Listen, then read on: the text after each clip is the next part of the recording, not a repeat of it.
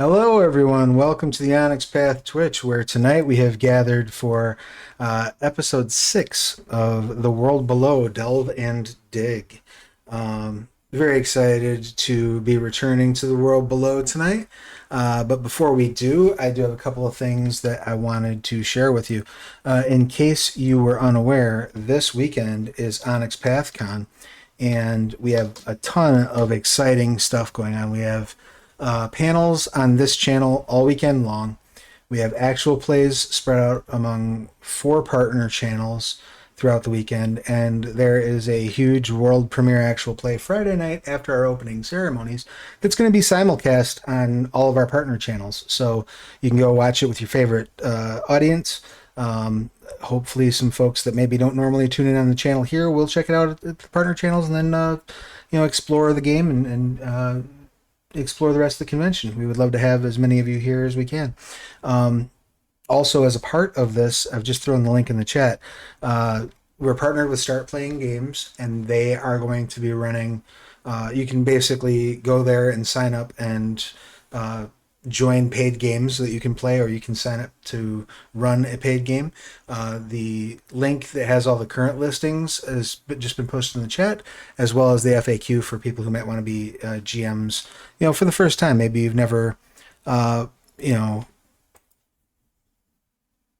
paid GMing before and you want to check it out, you want to try it out. The FAQ there has everything you need to know to sign up. You still got time. Get in there, submit a game, and get that ready to rock and roll. I also happen to have somewhere in here, if I can dig it out, a super secret, extra fun bonus for y'all. It's a $10 credit if you've never used Start Playing to Play before.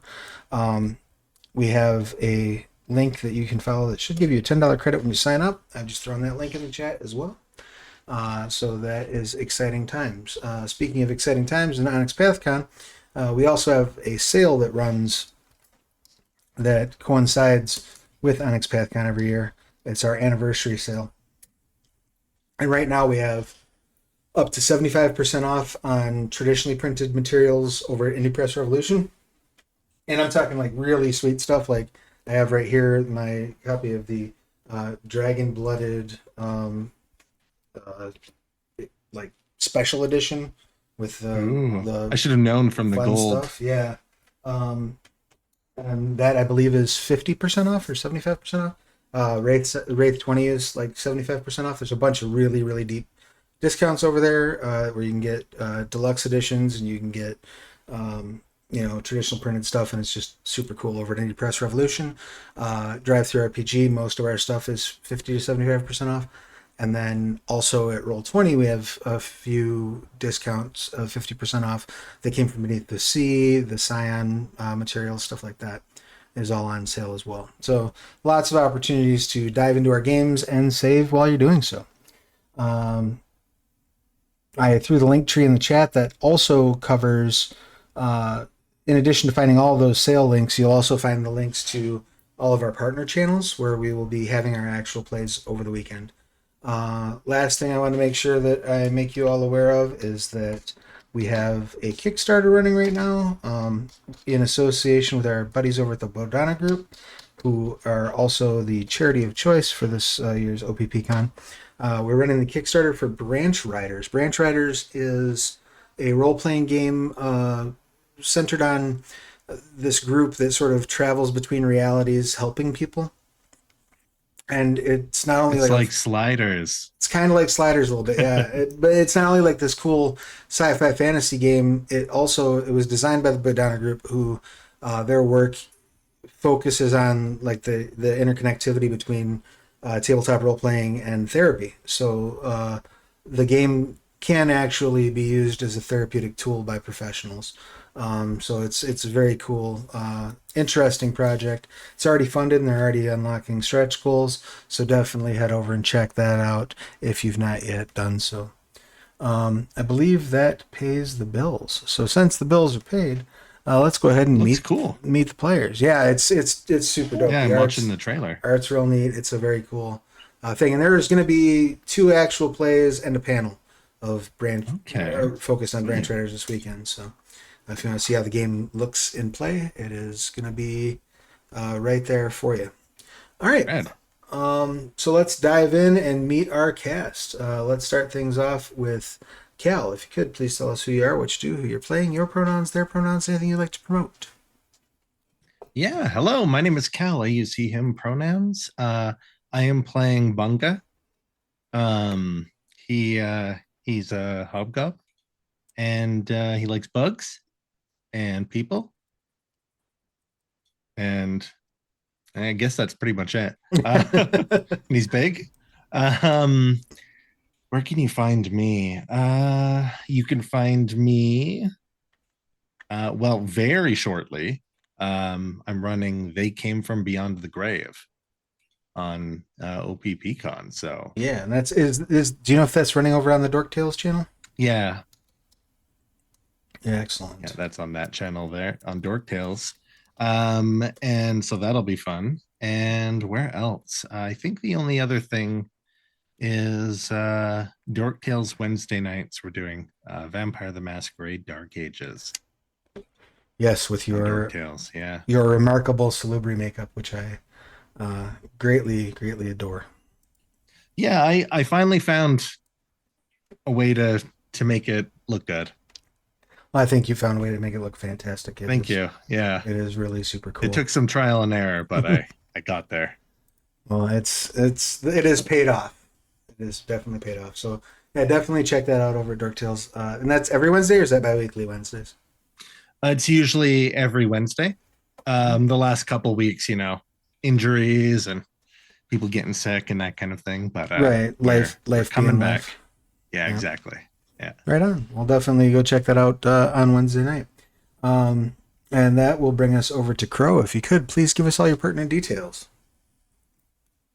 Hi, I'm Pro It. I'm not doing any projects except for this and Onyx Path.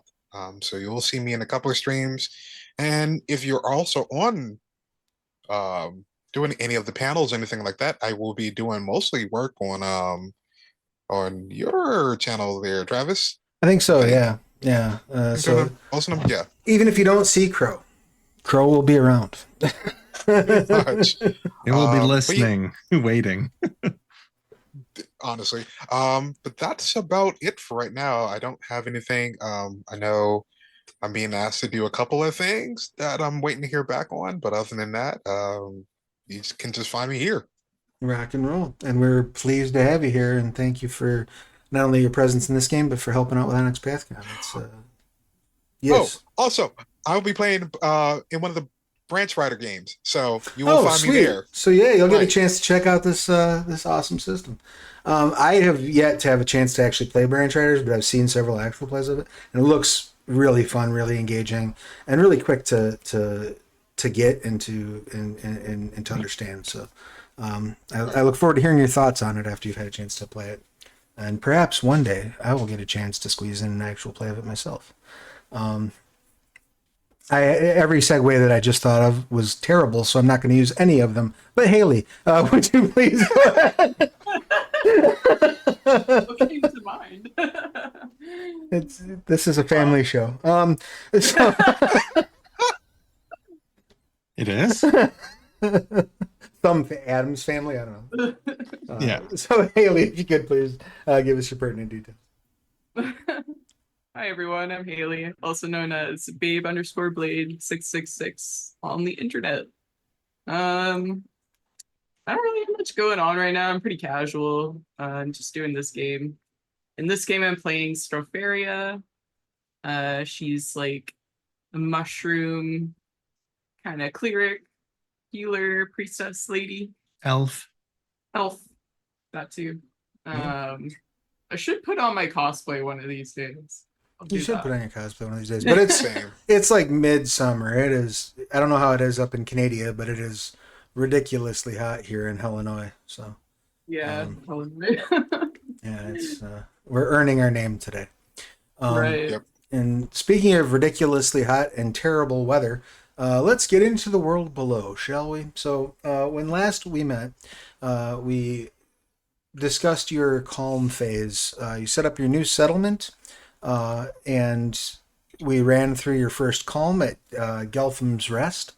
Over the course of that Kalm, Straferia made a new banner, like flag for this settlement that to help sort of rally people's thoughts and feelings, and also set up a temple, a space of holy ground for the Church of Golthon, where people can come and be healed and come and have communion with the world below, as it were. We also spent some time working on building this automated forge that now Athlana can use to increase productivity and create That's more right. items of Lebrant, which is very nice. Bunga attempted a beast hunt and wound up waking up several sleeping remnants of the Vrat that were around the settlement. But now we don't have to worry about them in the future because we woke them all up. Right. Theoretically. But you were able to run them off. And then, of course, the settlement was named Gelphims Rest because sadly one of the Lebrant nieces was overtaken by a Cloatha and had to be put to death. But despite those difficulties, you successfully completed your Kalm, successfully set up your settlement, and have all gained the refreshed status. So if you've not yet done so, please make sure to make a note of that, that since you have finished your Kalm in a restful manner, you gain +1 enhancement on all actions until the status effect ends. The status effect will end after you've taken your third action or after the first session of adventuring, whichever comes first. So if we get through tonight and you still haven't taken 3 actions, that's okay. That will be the end of your refresh status. I'm going to go ahead and throw that status in the chat just for the players to have access to. So now that the Kalm has passed, it's time to decide what your adventurers are going to do this season. You have a few options, and you'll be able to make kind of some preparations depending on which options you wish to pursue. There are a few places you could go. I've kind of put together a bit of a list, kind of based on what I know your characters have expressed interest in the past. And we will assume, for the sake of brevity, that these are things that you've had the chance to kind of discuss during the Kalm phase, like as Kalm is wrapping up and you're starting to feel like, okay, things are calming down outside. You know, this would be kind of a conversation that would be happening in the final days of Kalm. But some of the options that I've put together for you would be to head to Telver's Hearth. Folks there do have preconceived notions about Lebrant, and the greed of some of the people there ran Athlana off. But there still could be a market for selling goods and possibly recruiting new residents there in Telver's Hearth. Telver's Hearth is in the Silver Stratum. It's relatively close by. You know how to get there. That is one option. Option 2 is head up to Mudtown. Mudtown serves as a staging point for many expeditions, and it's also where folks go to find work and seek out fellow adventurers for their own expeditions into the deeper reaches. There's a robust market there, but there are also ample thieves and bandits in the area.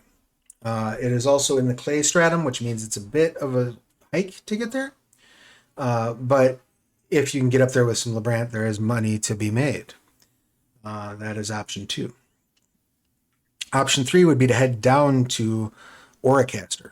Oracaster is a bustling settlement with a robust market. It's way further wellward, and that means there's a higher amount of chaos present. The LeBron items are likely to command a fairly high value there. Another thing that might be of interest to you all is there are mystical eyes in the walls of Oracaster, and as a result of that, the dead there do not decompose. The rocks that often sort of disappear once they've been cleared and broken away do not disappear. They remain. Whatever consumes these things normally in the world below is held off by the unblinking gaze of the eyes of Oracaster. Yeah, let's go there. Well, I have some more options. So, Oracaster's option 3. Option 4 is to head down to Crystal City. Crystal City is now in ruins and desperately in need of hope. There are survivors there who might be persuaded to join you in a new home. But there are also some of the... you may have to contend with some of the anarchists who still have a problem with nobility. So that might be that might translate into danger for Stropharia. That is in the quartz. Stropharia is secretly a noble. That is in the quartz stratum and is a bit of a hike for you. That's where I'm from. Slightly closer, and in fact on the way to the Crystal City, is a settlement that M has told you about called Wund. W-U-N-D. Wund. Wund is a relatively small but highly active settlement that has basically portals just all over the place. It's rumored that the portals in Wund can take you anywhere in the world below. And it is in the Sapphire Stratum, which makes it basically just a little bit closer wellward to where you are right now. It's a shorter journey than Oracaster, Mudtown, or Crystal City, but more of a trek than Telver's Hearth. You have the option of searching the area nearby, or perhaps another strata of your choice for other Apprecians, because I know that one of the things you discussed was trying to recruit some Apprecians and let's kind of spread the word among that community that this place is safe. Also, Chilzil, you could also be looking for Chilzil in those areas. You have the option of heading to the ruins of Glowstream. There are rumors that several groups, including Apprecians and Chilzil, have been running salvage missions into the area. This might be a good way to meet up with them. There are also likely many valuables still hidden in the ruins. Glowstream is in the basalt stratum, so it's a bit of a trek. It would take some time to get there and could run into some dangers. And the last option would be to stay near the home fires, hunt, dig, and expand the settlement without really going far from Gelphims Rest. So out of that expansive list, I know Bunga was excited about the possibility of going to Oracaster, right? Yeah. But are there any other... Or Crystal City, just because sounds cool. Maybe we can recruit the anarchists. I don't know. Depends how anarchist they are. They wouldn't like me. No? I've already lived with them and I escaped. So, Maybe nobody will recognize you. all right. Giant mushroom head? Yeah. What Also, about... probably killed a few of them, so I don't think they would appreciate another arrow to the head. Yeah. What about Mudtown? They might like know of... I feel like there's a lot more like intel there. Plus, we could go and pick an adventure and go on it. Sounds like that's where the heroes gather, right?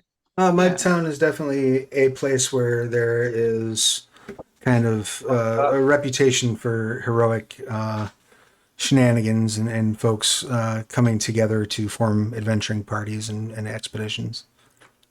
Yeah. Okay. but we could sell stuff for more if we went down to the big trade city. What was that called? Lan? Well, Oracaster, you might Oracaster. be able to pull some more coin for it.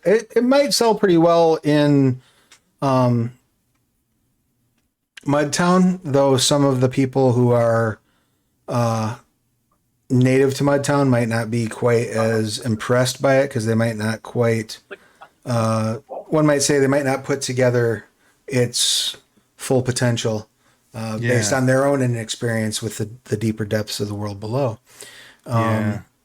So you might have a little bit of a harder time moving it in Mudtown, but any settlement you go to where there is an existing market, you'll be able to sell at LeBrant. You'll be able to sell it for a good money. You just might be able to make a little bit more in Oracaster. Why don't we try Oracaster and then move our way up to Mudtown? Sure, if That no works. one has any objection to that. In that case, what we're going to do is we're going to handle this travel through the expedition rules. The sort of so the way that this works is you will choose one character who is going to be the leader of the expedition. That character will select a skill attribute combination by working in tandem with me. We'll come up with something that makes sense, and that will be the role that will determine the outcome of the expedition. There are various different modifiers that go into that role that we can discuss. But ultimately, how well you roll on the roll or how much you fail by on the roll will affect the outcome of that roll. Make sense? Yeah. Other options, if any of you are interested in map making, we can also have a map maker separate from the person who's navigating. And there are separate rules for that as well. So who would like to take point on the actual expedition?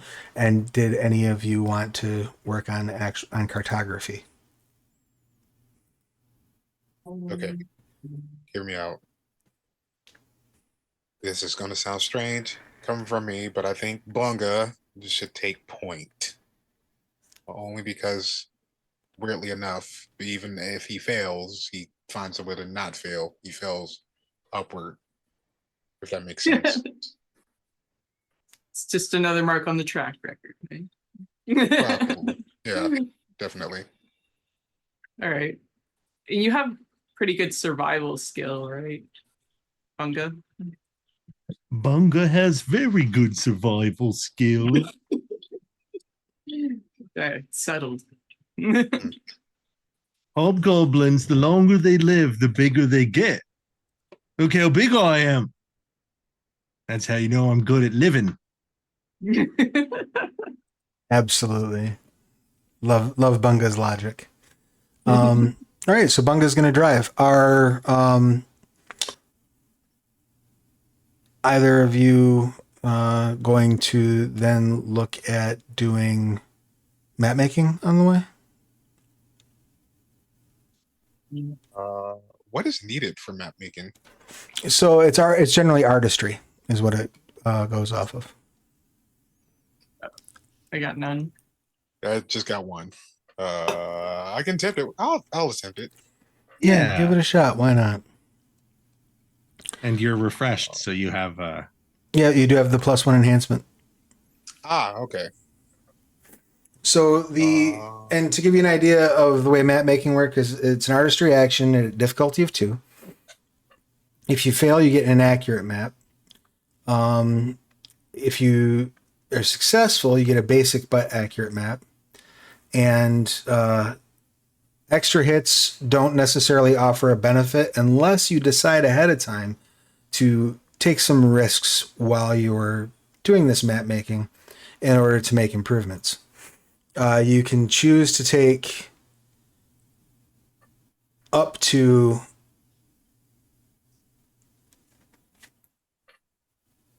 Well, you can take as many risks as you like Okay. to improve the map.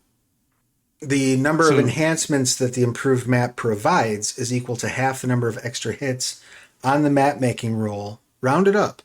But you cannot gain more than the number you risk, right? So let's say you want to make an extremely good map that is provides a +2 to people using it. Okay, you would need to take at least 2 risks in order to do that, and then Okay. you would also like a need to called get shot. at Yeah. least 2. You also need to get at least 2 extra hits beyond the difficulty of 2. Make sense? Yeah, I got you. So the risks you can choose from would be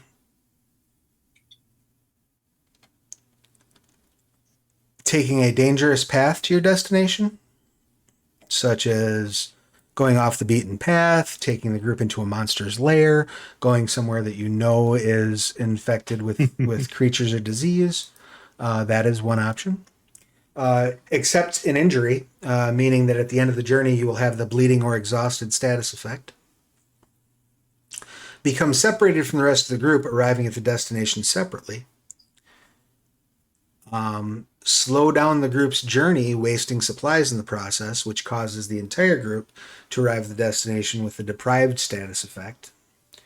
Or some other risky behavior, such as leaving a trail that enemies can follow, or insulting everyone in a settlement on your way through. Things along those lines are Those things your character would do, you know. also options. So the first question is, We do you want left a breadcrumb trail. I'm sorry. right, exactly. Do you want to do just a straight map making roll, or do you want to take any of those risks in order to try to make the map a little better? You know what? For my first one, I'm just gonna do the base level map making. All Come right. on. Excellent. No worries. Go ahead and give me that artistry. What attribute do you feel most comfortable relying on? Ooh, intellect.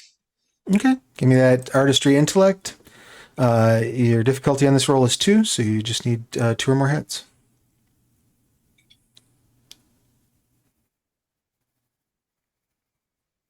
Uh,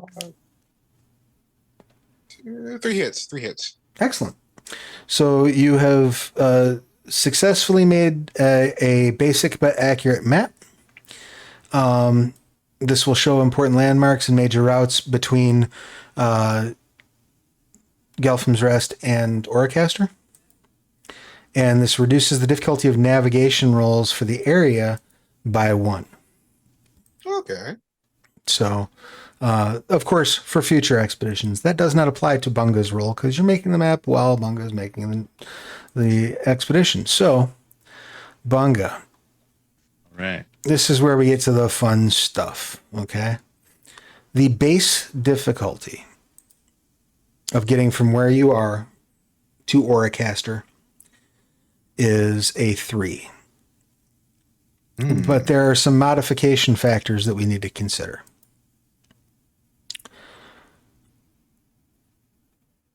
Do you have any theses or sorceries that offer bonuses on exploration rolls?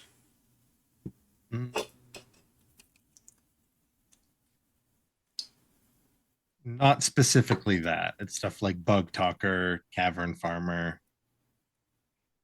Okay.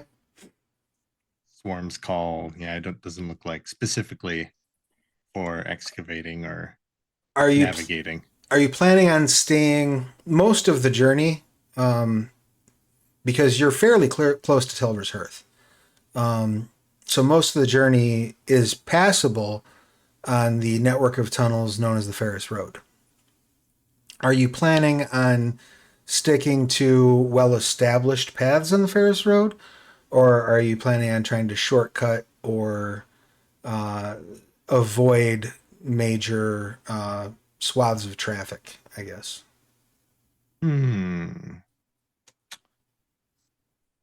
What would they want me to do. Yeah, this is you can all sort of confer on this if you like. Yeah. What was the options again? So staying Risky path, safe path. Yeah, basically staying on the, well, that's a bit of an oversimplification.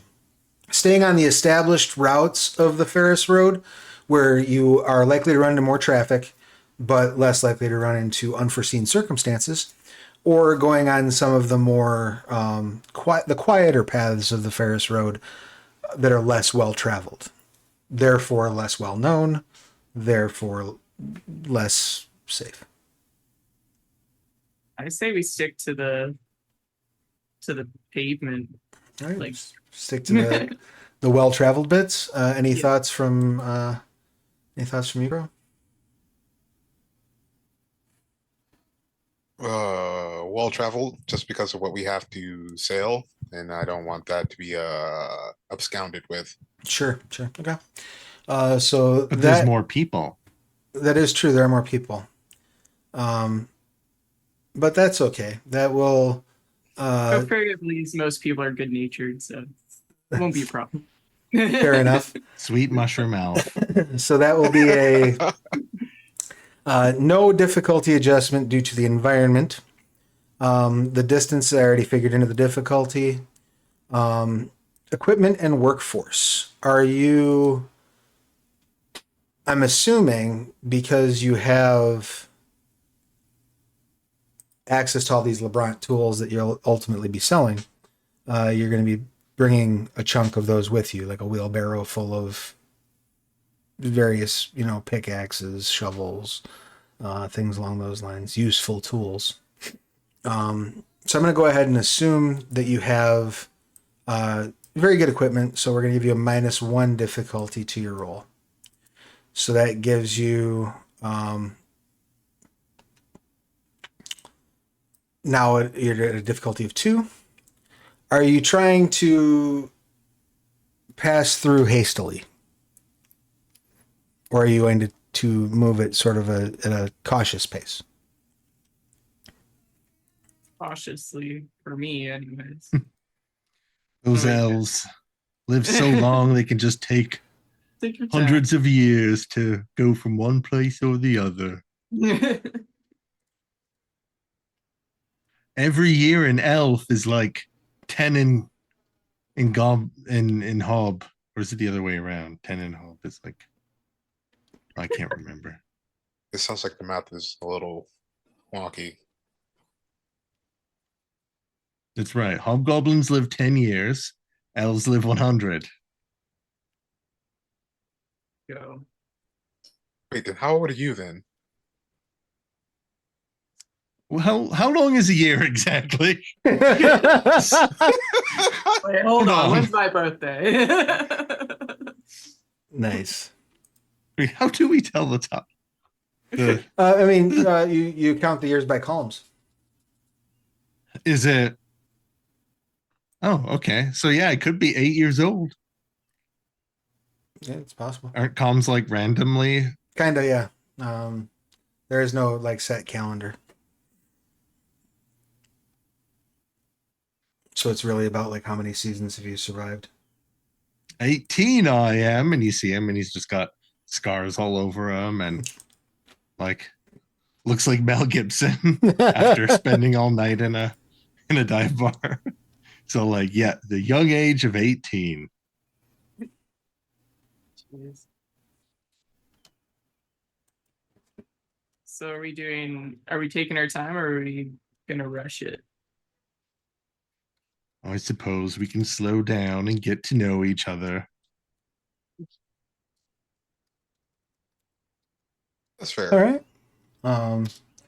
Then that will have no impact on your difficulty. The area that you are passing through is inhabited, so we're going to increase that difficulty by a +1 because again you're going through the area that you said where there's higher traffic. So that means that a possibility is some of that higher traffic might bring trouble. So that brings your difficulty back up to a 3 for the expedition. You do not have. None of you have like a map thesis of any sort, right? Or synthesis. No. You all had to be dwarves. I mean, elves. Yeah. All right, so there are no maps. We're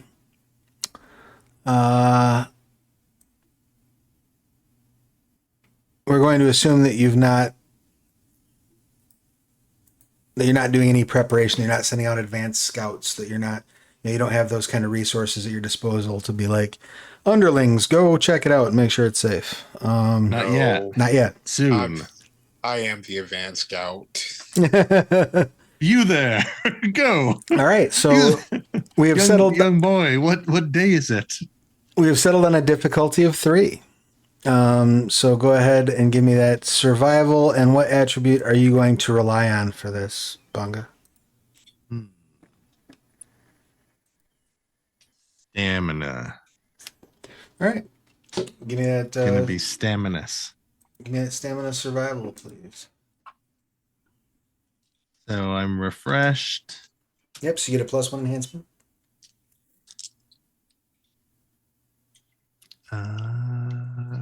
Don't think anything can help me there.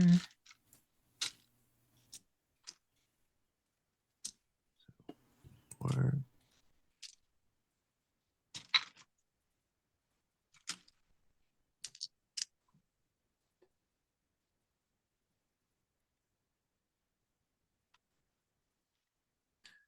all right.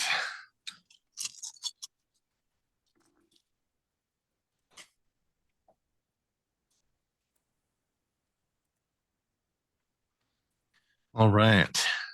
So what's a success? 8, 9, 10? 8, 9, 10. 10s are 2. All right. I got 2.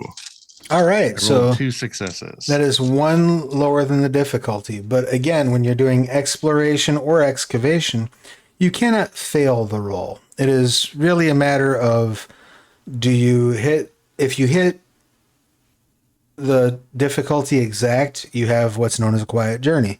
Nothing of note happens while you're traveling. And if you get successes above that, then those are boons that you encounter during your journey. When you get less successes than the difficulty, those are bad things that happen to you while you travel. So as you were 1. My dice pool was 9.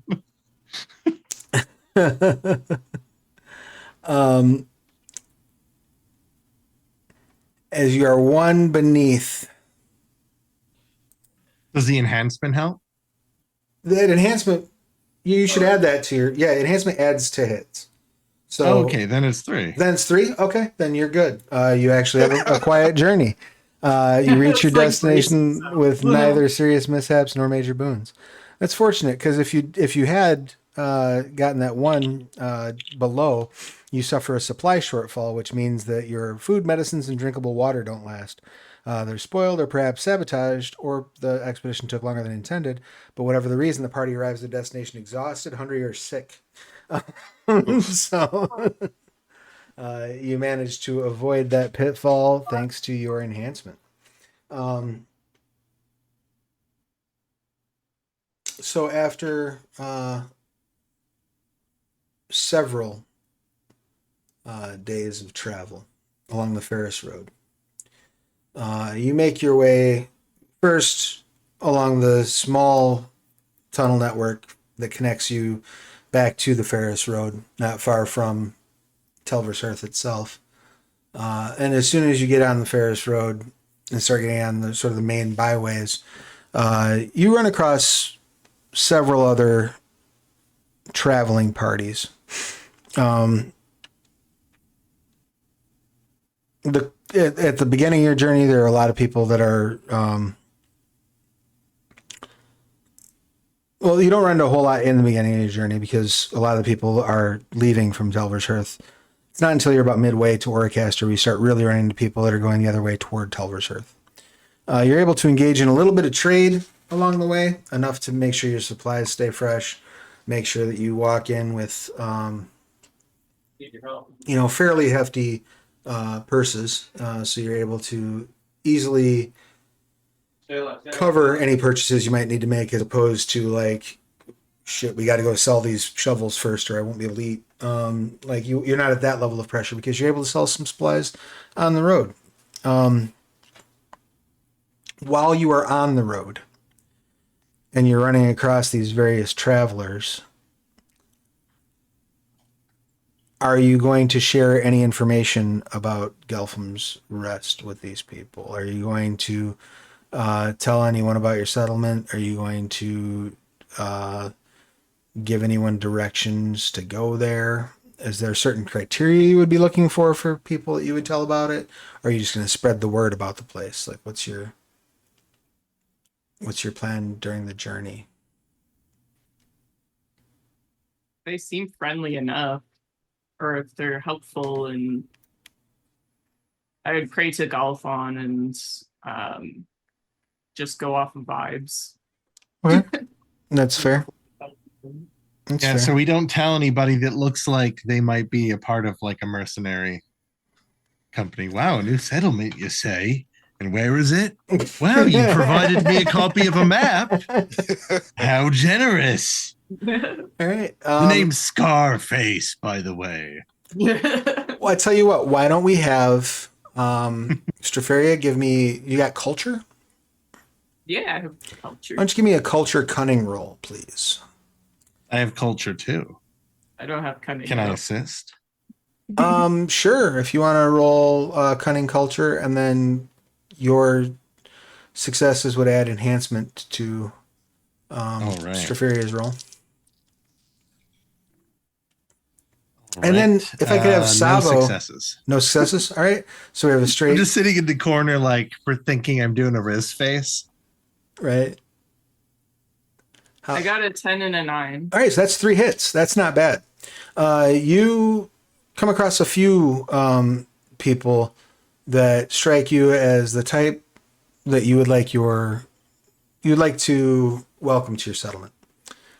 Some of them are followers of Golthon who are making a pilgrimage looking for a new home. You send them straight over there. You also do come across a couple of refugees from Crystal City who you send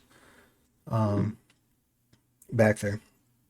Now for Sabo, what's that? I'm sorry? I also mentioned to them that, especially the people from Crystal City, that I'm looking for Faden, my friend, and just describe it to him to them, and see if they know anything about. Tell me a little bit about Faden. What's that? Tell me a little bit about your friend, about Faden. Well, he was a castle guard, and he helped me survive, and he helped bring up the sanctuary that I founded in the city. And then once our water supply ran dry and we didn't feel safe in the Crystal City again, we traveled with a group of people that wanted to leave, and some of the injured that were in the sanctuary, but we got jumped, and then he stayed behind so the rest of the gang could leave. Okay. So my Go on without me. quest is to find him again. I'll hold them off. Yeah, in fact, one of the pilgrims that you come across says, I've not seen him, but I've heard rumor that after he fought off the anarchists, that he had made his way to a small settlement in the basalt stratum. And there he had taken a job with some mercenaries who I believe were planning to head to Glowstream. So once you finish your business in Oracaster, if you hurry, you may be able to stop by the ruins before the next Kalm and find out if perhaps he is there. She's kind of weepy at this point. She wasn't even sure if he survived that encounter at all. So just happy to hear that he might still be alive. Yeah, that's the rumor. They tell you they don't have any firsthand knowledge of it, but they had run into some other travelers in Oracaster who suggested that that's what happened to them. Okay. Good. Excellent. And then is Savo going to be looking for appreciations while you're traveling along? Yeah, I'm probably just keeping an eye out. What skill would you like to lean on for that? Oh,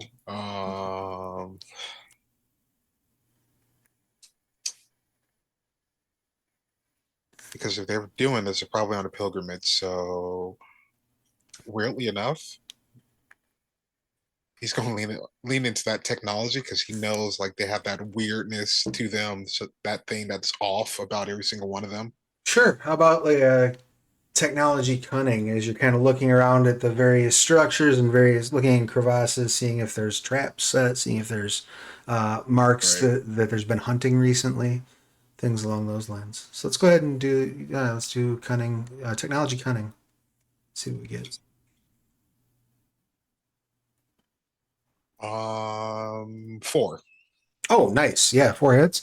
Yeah, you actually managed to one night as you're setting up camp in a small little sort of nook off of the main path of the Ferris Road. You come across some evidence of Appreciation traps.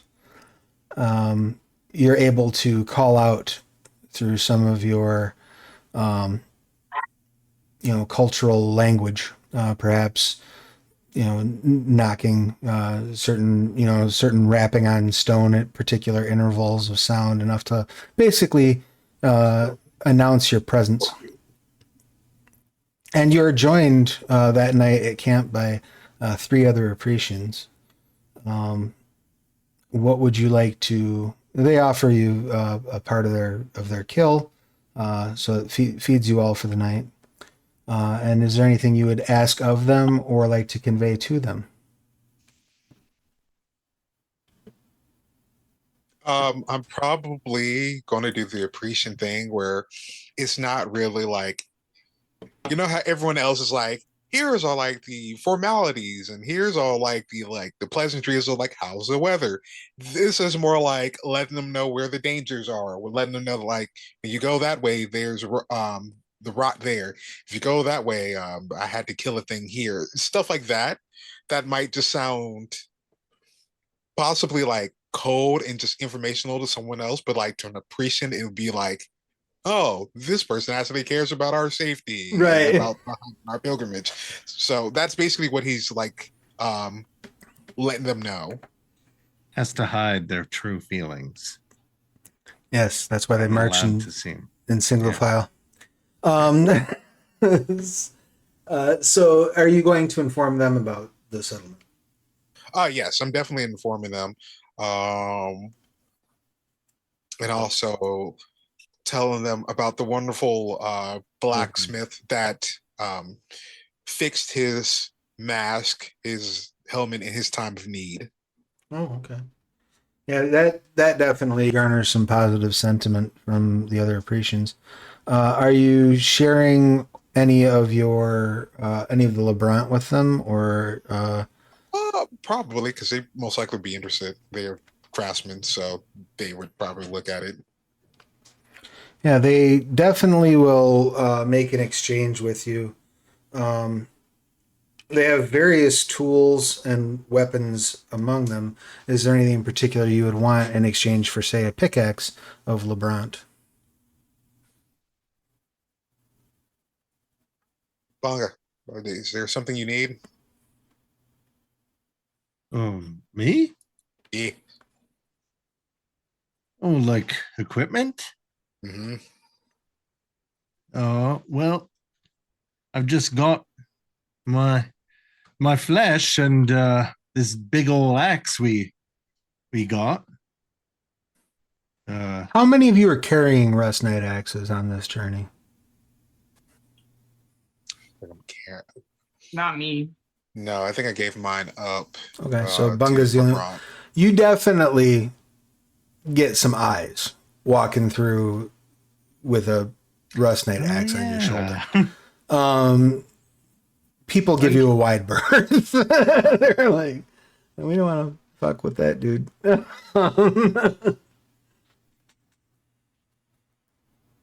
we doing like Maybe with these people? Yeah. maybe some armor or some shoes. My feet are ever so cold. I can usually keep a completely straight face, but I couldn't. I mean, that is fair. So yeah, Uh, let's say, oh, go ahead. Did you have something you wanted as well? I'll see if they have any like different herbs and stuff, medicines, Sure. Um, or toxin. so they're going to give you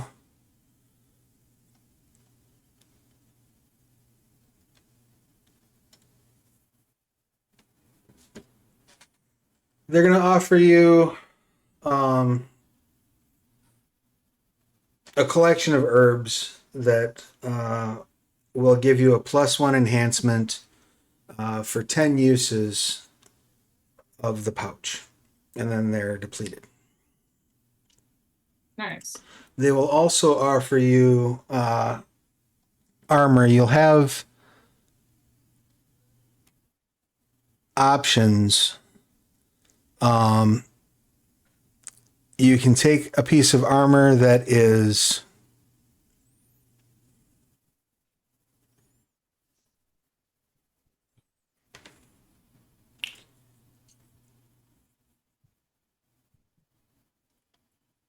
either chaos forged and magic resistant. So the chaos forged allows it to function against weapons with the chaos touched tag. Magic resistant gives you a +1 enhancement to defensive actions against theses, syntheses, sorceries, and antitheses. The other option is an armor that has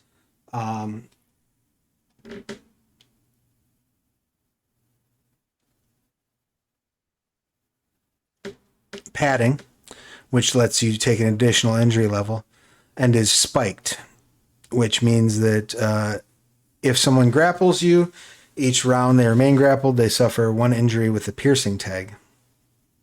You also would treat your unarmed attacks as if they have the piercing tag. I'll take the magic armor. All right. And do you want the spiked armor, Bunga? Okay, let's do the spiked armor. I've grabbed a lot of things. All right. So they will for the 2 suits of armor and the bag of herbs.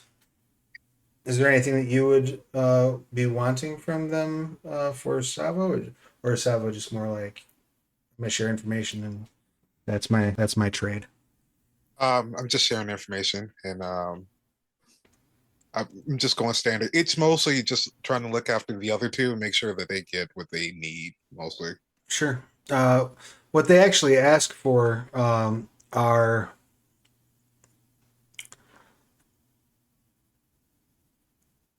a shovel with a head of the Lebrant, and if you have 10 arrowheads with this material. Oh, then yeah, that can. I'm cool with giving those arrowheads. All right, rock and roll. You trade off that's basically the amount of arrowheads that you had for trade. But you get the armors and the pouch of herbs in an even swap. You've made something of a friendly relation with these folks. The leader of the group is a woman by the name of Chal.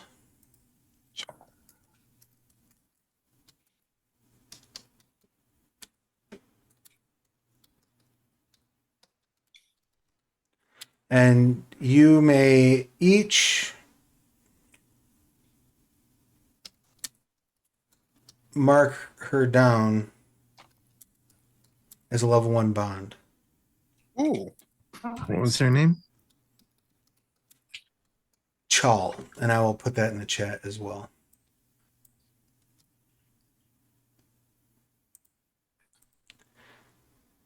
And now she does exclaim to you that she has every intention of going to Gelphims Rest before the next Kalm.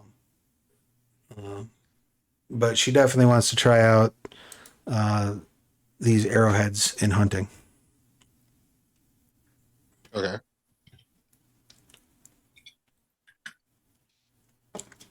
So if you want to mark down your armors, so both of you that got armor, the armor gives you 1 health level.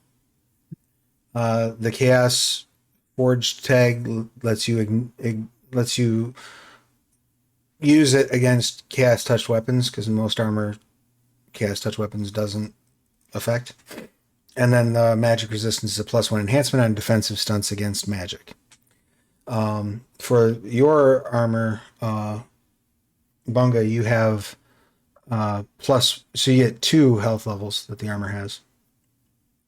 And then any unarmed attacks or anyone grappling you takes a health level with the piercing tag. Make sense? Yeah. Glorious. After several cycles of the sunflies, probably about 3 weeks of travel, you find yourself at the outskirts of Oracaster. You recognize this as much by the fact that there are guards posted kind of suddenly and abruptly, like you round a corner on the Ferris Road and you see 3 Darv standing about, heavily armored, carrying axes. And they say, "Greetings, travelers. What brings you to Oracaster?" Well, I have news of having acquired this that'll make the rounds. And I hold up my axe, hoping they might appreciate it. Interesting. You find that laying about, did you? And they start chuckling. We killed it. Well, we killed them. There was multiple. You did. Just gotta mash them up real good. I see. And did you use these fascinating tools in that? One of the Darvs sort of walk over and start looking into your wheelbarrow. Oh yeah, this is probably a better reason. Probably should have led with that. Yes, we're here for trade and to sell. I don't think I've ever seen the like of this metal. What is this? Is this brass? I think it was called LeBron James or something. No. It's a new forged technique of metal. I see. Interesting stuff. I'd love to see it. I'd love to see it in work. Are you setting up in the market? Very good. Well, Oracaster is an open and welcoming place. We love to have you present. I would say, since you're new here and you've got such amazing weaponry and such incredible goods, I'd recommend you head down to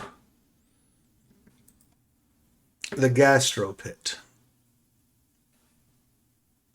It's in the seaward tunnel. You'll find an inn with a plaque hanging out front that shows several people sort of sitting around a fire pit. That is the gastro pit. They should have room for you to stay. Tell them Charles sent you. And Will do. I will come by and I will meet with you. I plan to be in town at least for a time. For a small amount of time, yes. Well then. I hope you enjoy your stay.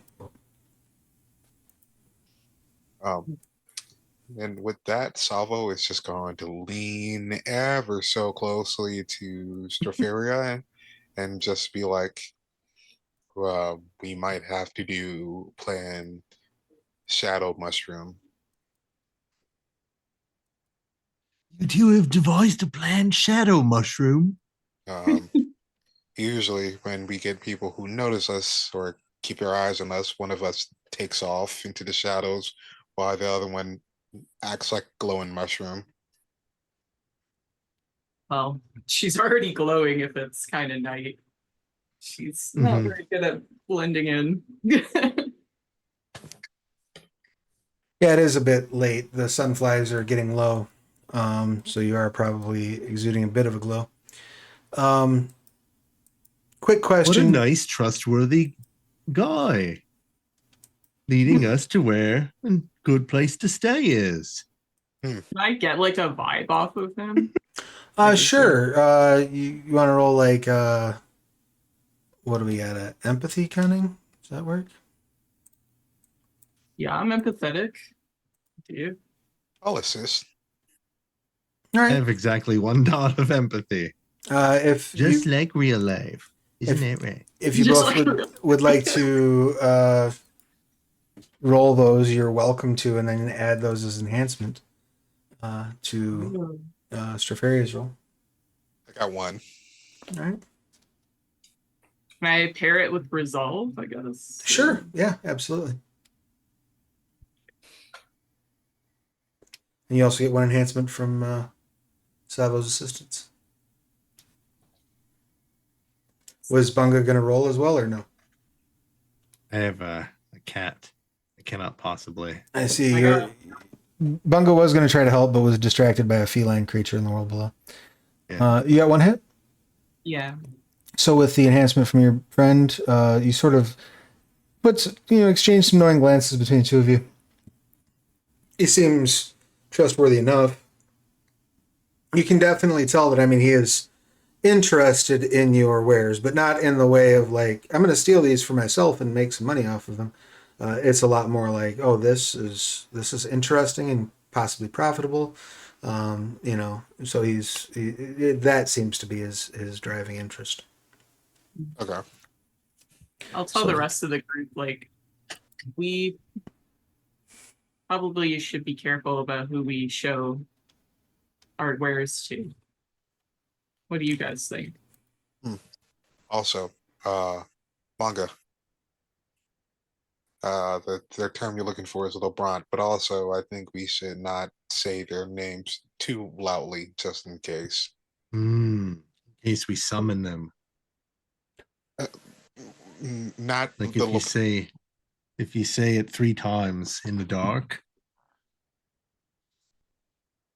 We could say, I'm thinking of a leprechaun. Yeah, quick logistics question, by the way.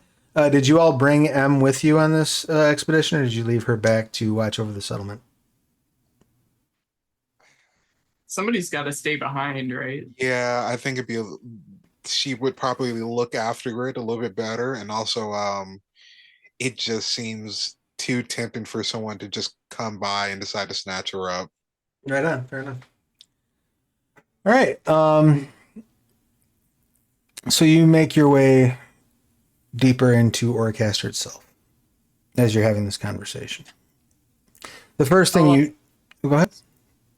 I also want to mention that I got a tip off for my friends. So after this, we're gonna go head to the location that he was last seen. Hopefully, and if that's okay with you guys. Good. Yes. Ever since I got teleported away from the last caravan, I thought, uh-oh, I'm alone with my own thoughts. But then I ran into all of you, so Well, I just try to keep you busy, Bunka. That's all. yeah.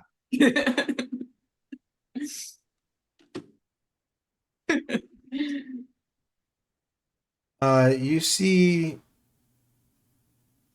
as you're making your way up, the entire colony is illuminated with kind of a dull blue light everywhere. And as you get closer, you can see that this dull blue light is provided by glowing blue stones that are embedded in the walls and ceiling of the cavern, kind of all over the place. They're also used decoratively on various buildings, but they all seem to provide a little bit of illumination, giving the overall city a sort of constant state of being lit. The other thing that leaps out at you immediately is the carvings of eyes that are in an interlocking pattern on all of the exterior surfaces. So all the walls, the ceiling are covered in these carvings of eyes.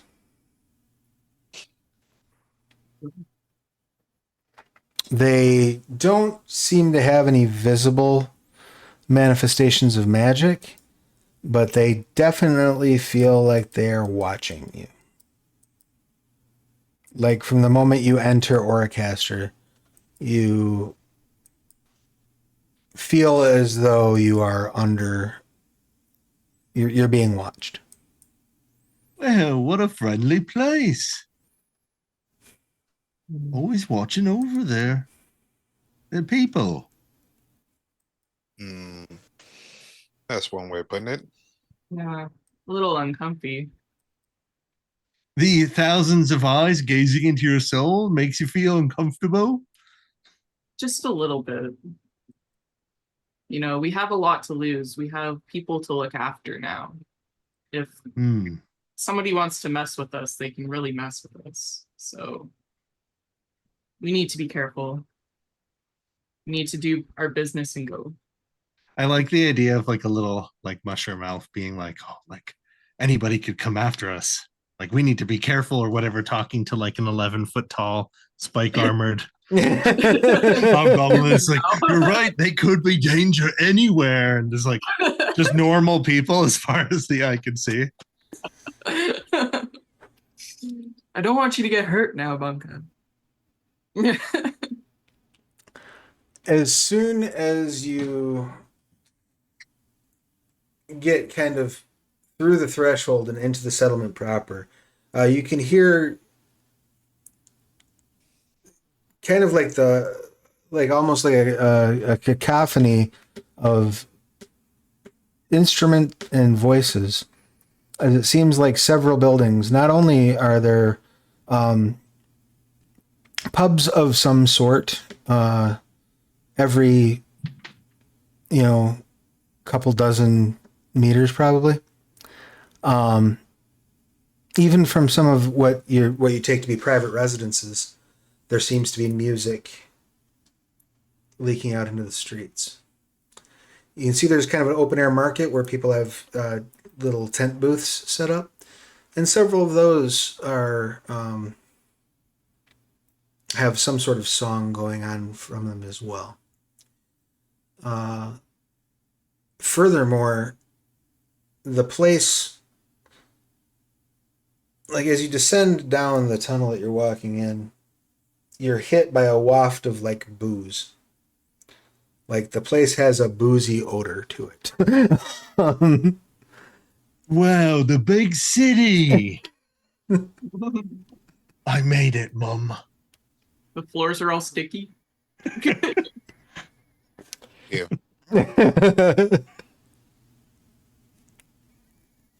Hmm. Well, I'm not much of a drinker, but I mean, do we want to have a drink together or? Yeah, you have a few options. You can stop by the first public house or look for a tent at the market that's selling booze. You can make your way through to the pub you were told to proceed to. You can split up and take in the place. What would you like to do? Well, the gastro pit feels like a friendly place. Way off in a seedy alley, dark by itself. Do we have to set up there, or maybe Well, we should- was gonna meet the that fella. I don't know if I trust him fully. I can scout. Yeah, I'll stay with Bunga and the items. All right. So you're gonna scout ahead. Mm-hmm. Are you trying to move stealthily through the city, or are you just trying to be as unobtrusive as possible, but move in the normal walkways and such? I'm probably going to be unobtrusive because I know, like, if the eyes are watching God, If the eyes are watching God. yeah, pretty much. If they're already watching us, there's no point in trying to get into the shadows.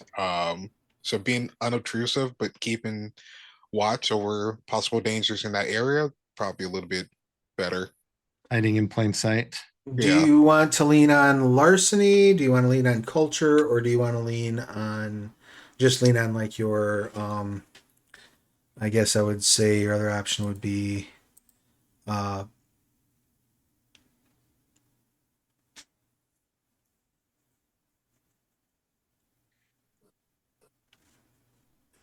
yeah, I guess probably larceny culture or athletics. What would you like to lean on to sort of address how you're navigating through here and keeping an eye on things? I'll do athletics for navigation's sake. All right, let's give me an athletics and dex. Before I go, Do you want a tracking device from me? yes. Okay. I just thought of that, sorry. You have a way of giving him a token that he can carry or something? Yeah, I like have fragment, so it kind of tracks his location. It's like a little like flower thing that I just put on you. A little mushroom. Isn't that nice? a little shroom in your lapel. Yeah. And My partner made me this for the last time I Aw. ran. Oh, Below. nice. That's It's like a cute. little mushroom made out of beads, and I affixed it to my mushroom cap That's thing awesome. that I had. Yeah. Like it was growing, So, yeah, fruiting other ones. something along those lines. So let's do athletics, and you want to pair that with dexterity, or do you want to pair that with cunning? Either way, we can do cunning. We can do cunning. All right. See what the dice have to say. The dice have to say, 2 successes. Excellent.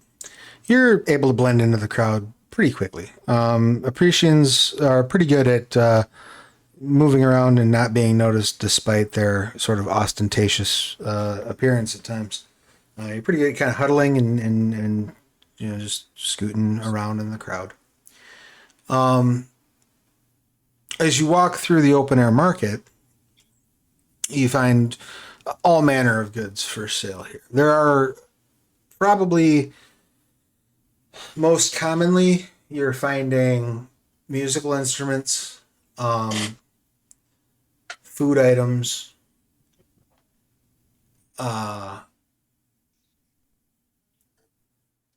chaos rocks, and other chaos touched Ooh. items, and alcohol.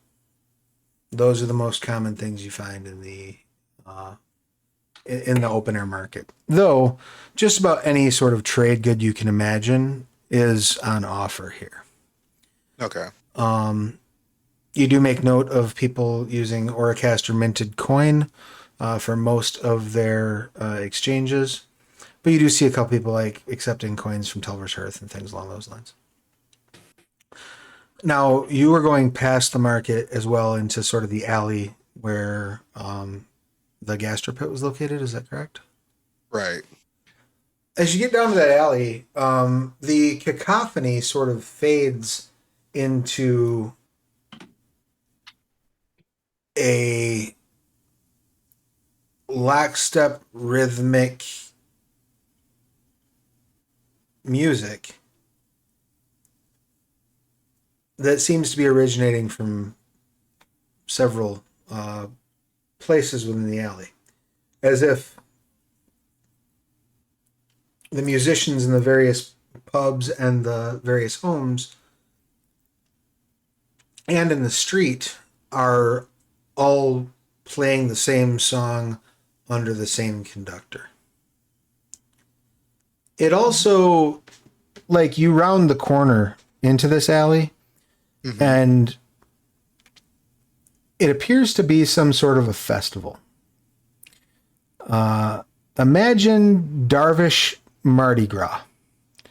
There are... You know what's funny? The whole time this has been going on, I'm like, very specifically, I was like, is this Darvish Mardi Gras?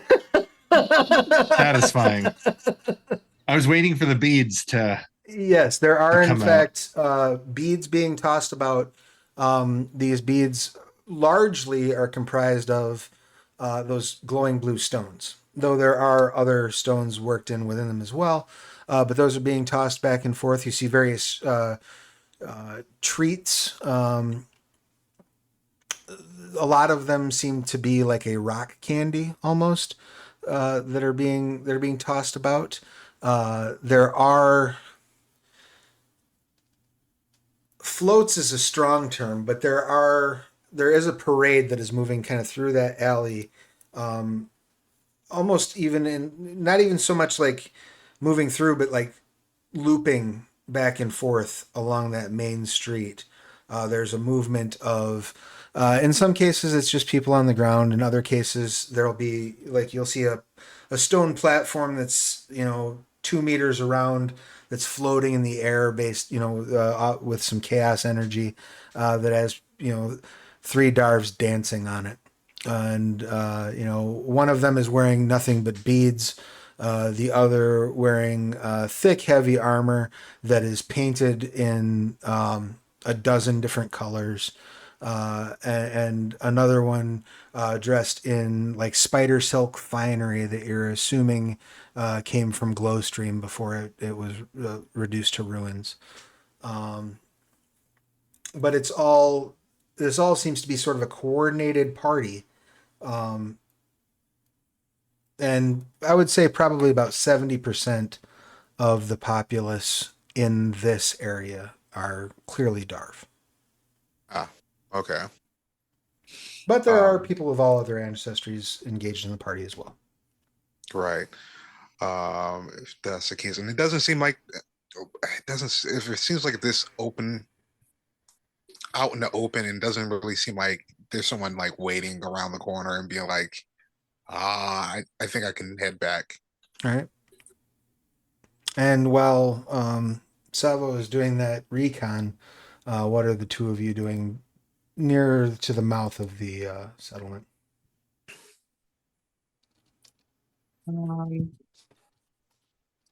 There's bars all around us? Yeah, bars, restaurants, and then of course, private residences. And they don't seem to be separated. There doesn't seem to be like this block is business and this block is residential, or anything like that. It just kind of all seems like it's been peppered throughout the settlement. So you may very well like walk out of a pub and go to the next building and it's somebody's house. Like it's that tightly tied into one another. Well, I was gonna ask Bunga if he wanted me to get him a drink while he guards the goods. Sure. Yeah. Yeah. Feel like you deserve one. Well, Despite us thank you. despite us giving you some harsh comments and stuff, you have really protected us through Oh, everything. And I well, really thank you. bringing us here safe and sound. Well, that's very kind of you to say. So I'll try to hop in and out, hopefully without too much of a ruckus to get him a beer. All right. Are you just going into like the nearest pub? Yeah. Cool. Why don't you roll a d10 for me? Well, dear.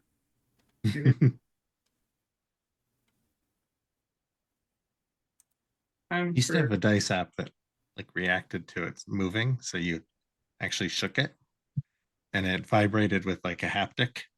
So it was like satisfying. Oh, yeah, I got a 7. yeah. All right.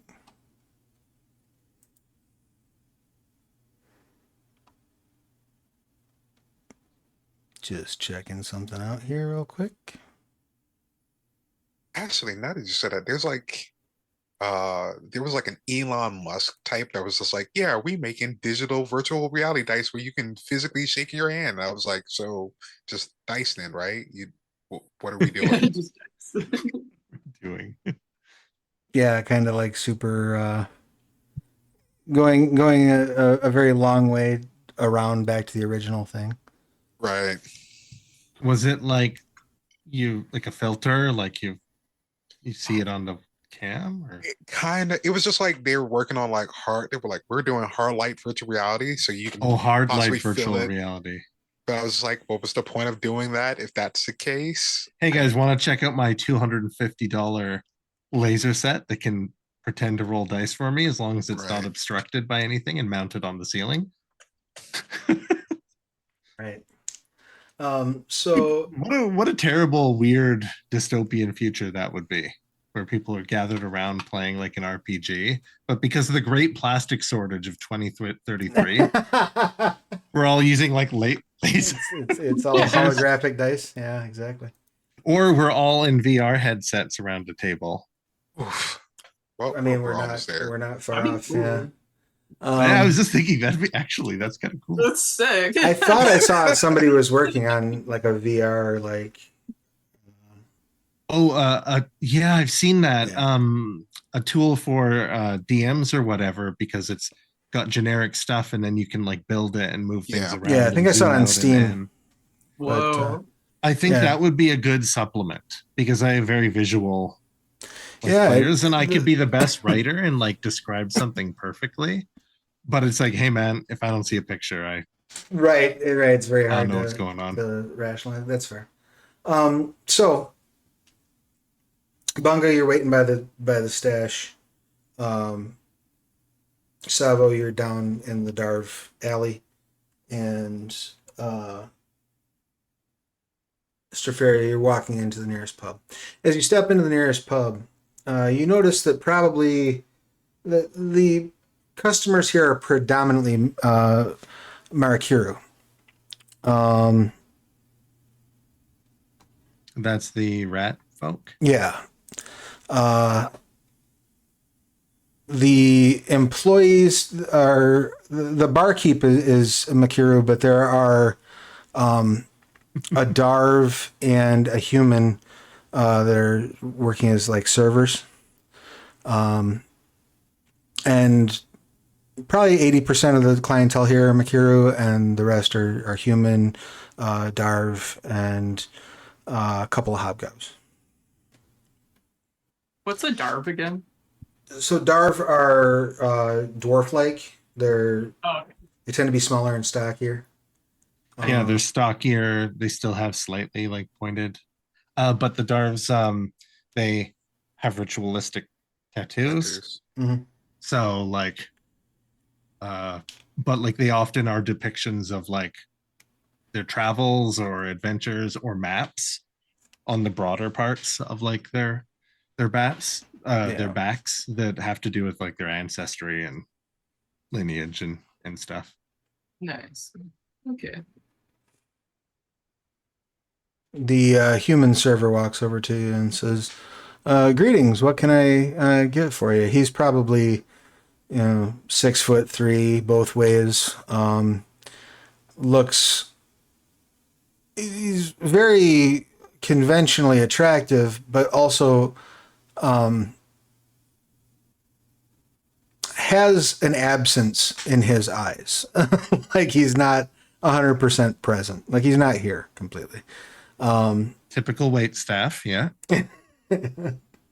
I see they cheaped out on hiring a guard, and they just like hired the biggest waiter they could find. Right. They have no bouncers, only our human. Only a big hairless human. Welcome. How can I help you? Hi there. Just looking to purchase 2 beverages, please.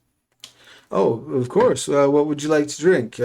We have a fine selection of ales. We have whiskey from Telver's Hearth. We have vodka from Mudtown. We have 7 or 8 regional ales. Nothing local. Yes, I'm He not kinda much of a drinker. looks around a little bit when he says that. I'll try a local ale, please. Oh, well, I'll get you a regional one. And he kind of Okay. runs over to the bar and shouts across the bar to the Makuru barkeep, who holds her hand up, like finishes taking an order, pours a couple drinks, walks over and is like, "All right," puts up a big old mug, 2 big old mugs, and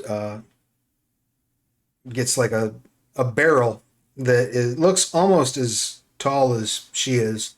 She kind of struggles with it a little bit and pours Oh, from it into both the mugs and sets it back down. He scoops them both up in one hand because he's got kind of a meaty hand, and kind of walks over to you with these 2 what appear to be crystalline beer steins filled with probably 2 pints of ale each. Can I even lift them? Or You can, yeah. I mean, you're going to be like a full hand on each handle, but yeah. Okay. And he's be 2 coin, please. Right. I'll give him the money. And plus a little tip. Oh, thank you. My name is Rex. I will be here all evening if you have any further needs. Thank you so much. Hopefully we'll be back. I appreciate this so much. Of course. And then she'll leave. She won't say her name. All right, excellent. You just walk out with the drinks. You notice they don't seem to mind. They don't seem to care. 2 road beers, please. So yeah, you Bungie, you see her approach with these 2 large mugs. Wow. The big not 2. You. They're not. Oh, 1 is for me. And then she'll wait for Stavo to give him one. Is Savo turning around and coming back? oh, definitely. After a while, the coast is mostly clear. He kind of just pops up behind the 2 of them. All right. Sort of just rise up in the background. Oh, Yeah. I waited just for you. Just raises up to his full height. I just imagine like something like, like knee high, like a bench or something, just like ascends out of from Right. behind that. Impossibly. Um, Here, take this. It's heavy. but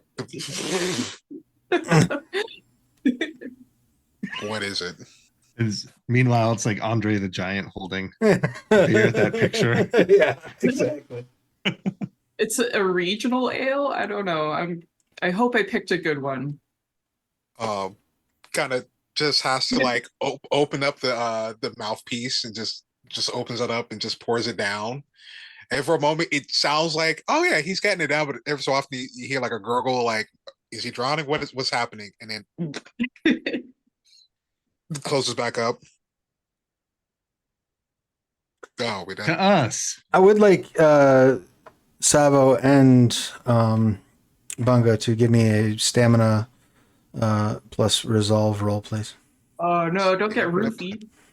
Stamina plus resolve. Let's go. I watched them pouring. Okay.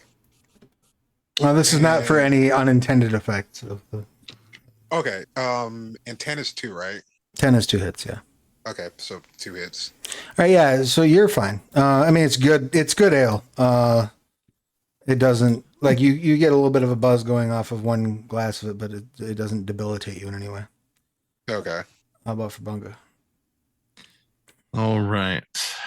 Bunga gets slammered. Find out Bunga's a lightweight. One drink. That would be so funny. All right. I didn't roll any successes. Okay. I have like so many 7s, but it's not exalted. And I have 1-1. So what does that mean? Is this the thing where I can choose to botch and generate a momentum? You can choose to botch and generate a momentum. Let's do that. All right, very good. Yeah, white girl wasted. Yeah. Wow, the big city. Glug, glug, glug. We found out Bunga's a woo girl. Yeah. Yeah, you notice that despite Bunga's size and mass, And dice pool. this hits Bunga like a slice of lemon wrapped around a gold brick. Bunga like drinks it down, is like, oh, it's tasty, and takes like a step, and like your ankle kind of buckles for a second, and you like catch yourself, you're like, whoa. The music starts to, like, you start to feel the beat like in your chest, like you're like it's rattling your lungs a little bit, like that kind of, like, you know, I've been in this club too long and I'm standing way too close to the speakers, and and it's not doing okay with my equilibrium. It's kind of the vibe that Bunga gets almost immediately upon consuming the ale.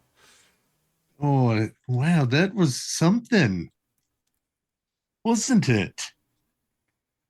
Should we maybe take off his armors? Oh, oh. Flatten some poor Makira that's walking by. Hugs for everyone. Yes, the giant, my best friends, and he just the giant hobgoblin spiked armor with a sign that says "free hugs" on his chest. Oh, that's pretty good.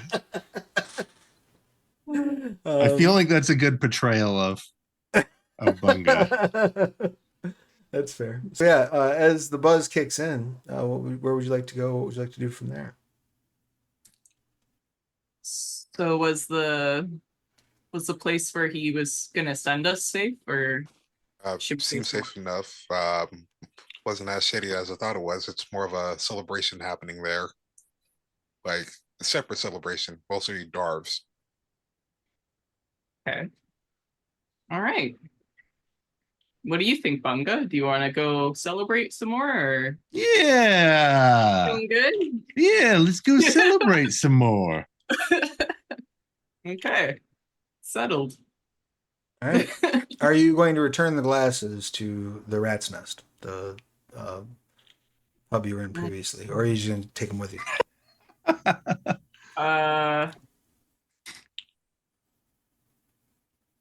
I guess I'll take them back in. All right. You walk back in. Rex walks back over. Oh, how did those treat you? I didn't have any. They were just for my friends, but they loved it. Oh, They would you like some more? a well-deserved treat. You know what? We might come back another day, but thank you so much. And she'll hand him the cups. As she's doing that, Salvo is just gonna appear behind him and be like, "They were amazing." Thank you. I will pass that on to our barkeep. She's also our buyer. You had mentioned, we had talked a little bit briefly. I didn't realize you were new in town. It is illegal to brew our own alcohol in Oracaster. So everything is Oh. imported. Oh, It's quite a lucrative business, I'm told. But why? everywhere sells it.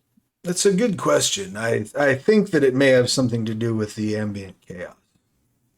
Oh. I suspect that if one tries to brew locally, it may have some unintended side effects. And also, is that why the whole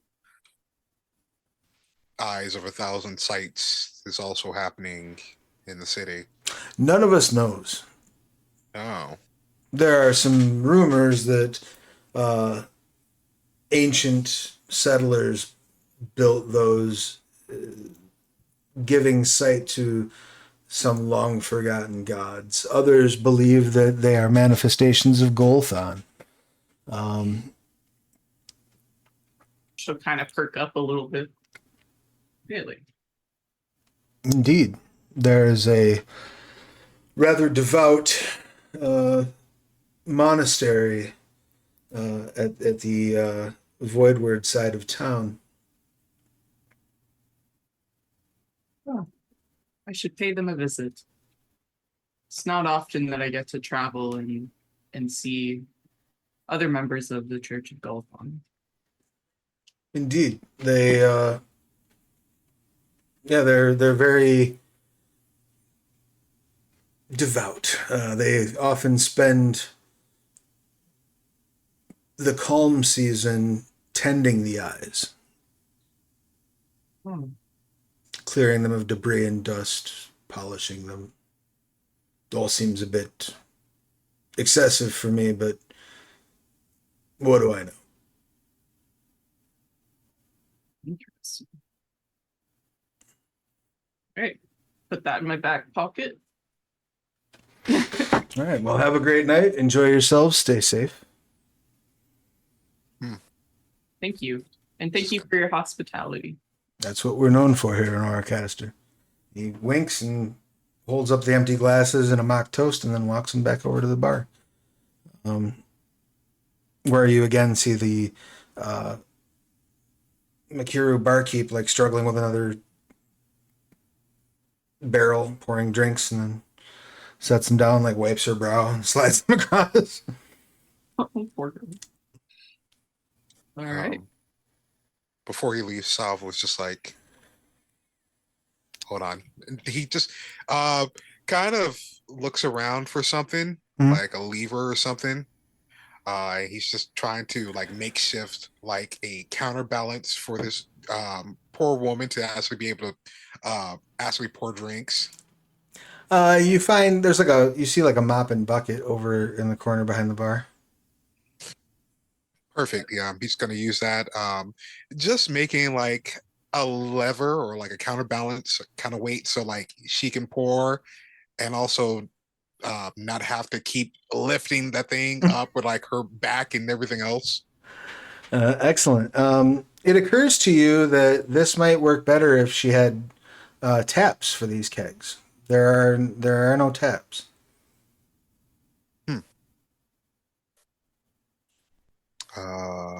Any reason for no taps or? Are you asking her, or are you just? Yeah. She says, "Yeah, I haven't had the budget."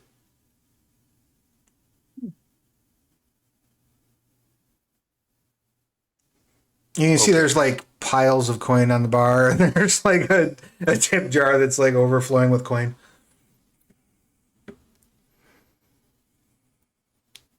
I think Salvo's just in here like, is this sarcasm or is this legit a thing?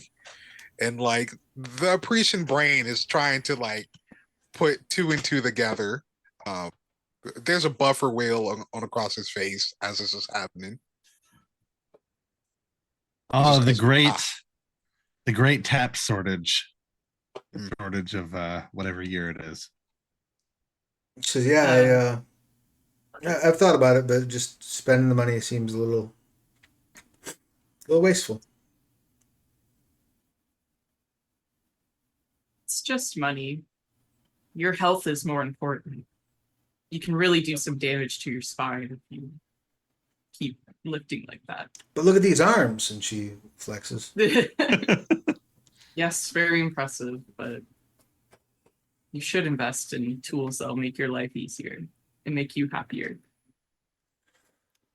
Well, of course, you say that. You're selling tools.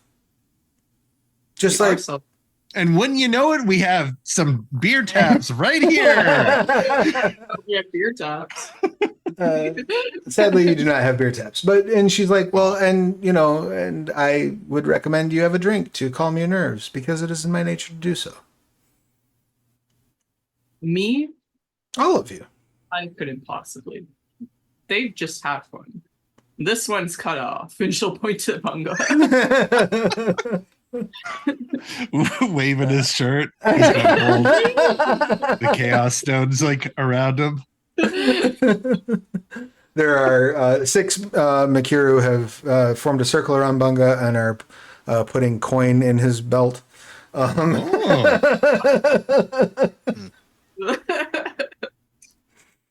So much for keeping a low profile, guys. Yep. She says, "But I appreciate the help. I will use this mop handle. That is a good a lever. Yeah, I hadn't thought of that. Thank you." He's just gonna disappear off. Before slowly like grabbing Bunga and just kind of like creepily, like a horror movie, is just like 2 possible skeletal shadow hands just like tracking him out. Like, gotta go. You make your way back out into the street. It occurs to Bunga that nobody bothered warming those coins up first. Hold on your prop. Good deeds pay for themselves. As I shake my like pant leg out and collect them. Ding, ding, ding. Like 10 coins fall out. Wow.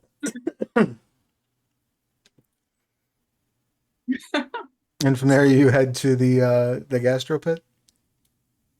Yeah. All right. Again, as you approach the area and you round the corner, it is impossible to ignore the party that's going on in this alleyway. And though the sunflies are low, party is still rocking and rolling. Are you going to head straight to the gastro pit and acquire a room, or are you going to try to carouse a bit first?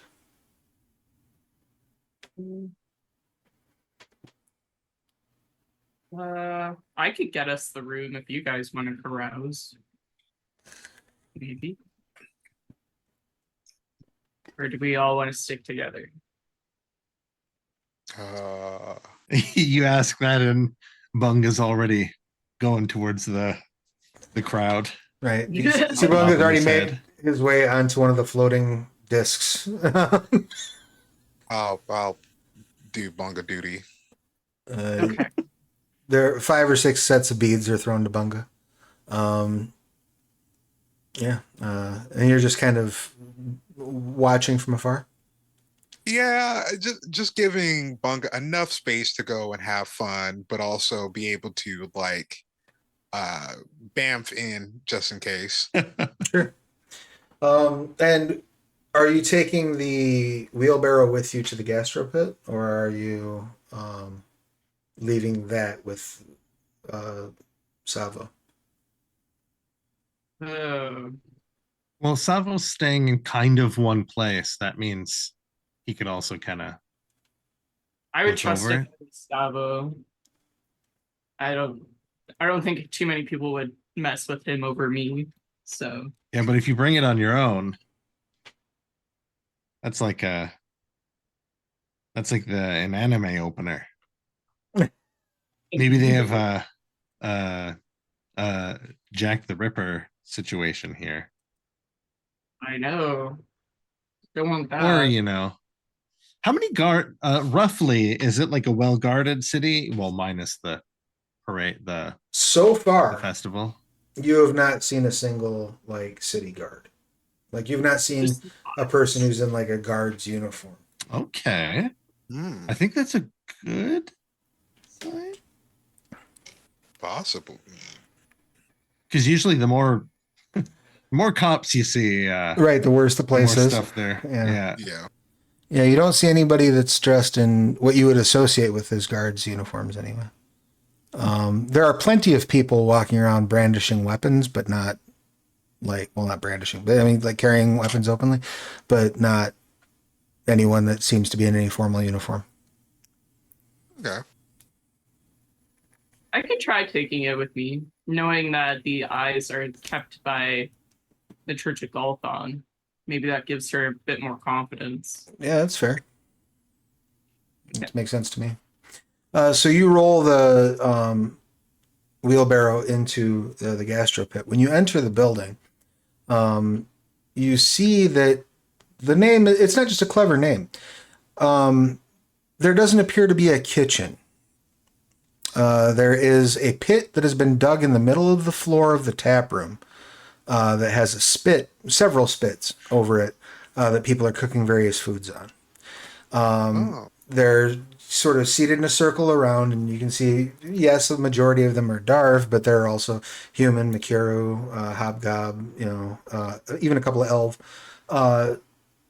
sitting around, and each of them sort of just, they're running the stuff off the spit. As something gets full, they pull the spit off, slide all the various things off of it onto plates that are then just kind of passed around, and they just are sort of engorging themselves on this food. And you see people seem to kind of wander in and out of the pit itself just as they choose.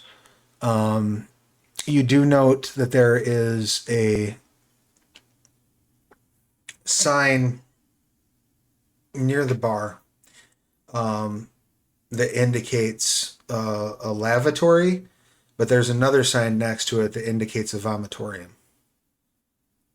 And you do see a couple of the patrons sort of stumble from the pit into the vomitorium and then stumble back out to the pit. What's a vomitorium? It's a place you go to throw up. Oh, okay. It's Gross. yeah, it's specifically designed for purging. So you can keep partying. Okay. Yeah. Like the ancient Romans or Greeks or I believe some that was ancient Rome. people. That sounds Romy. That feels Roman. Yeah, good point. Yeah. Yeah, sorry. Excuse me. That feels Roman. Yeah. The excess, yeah.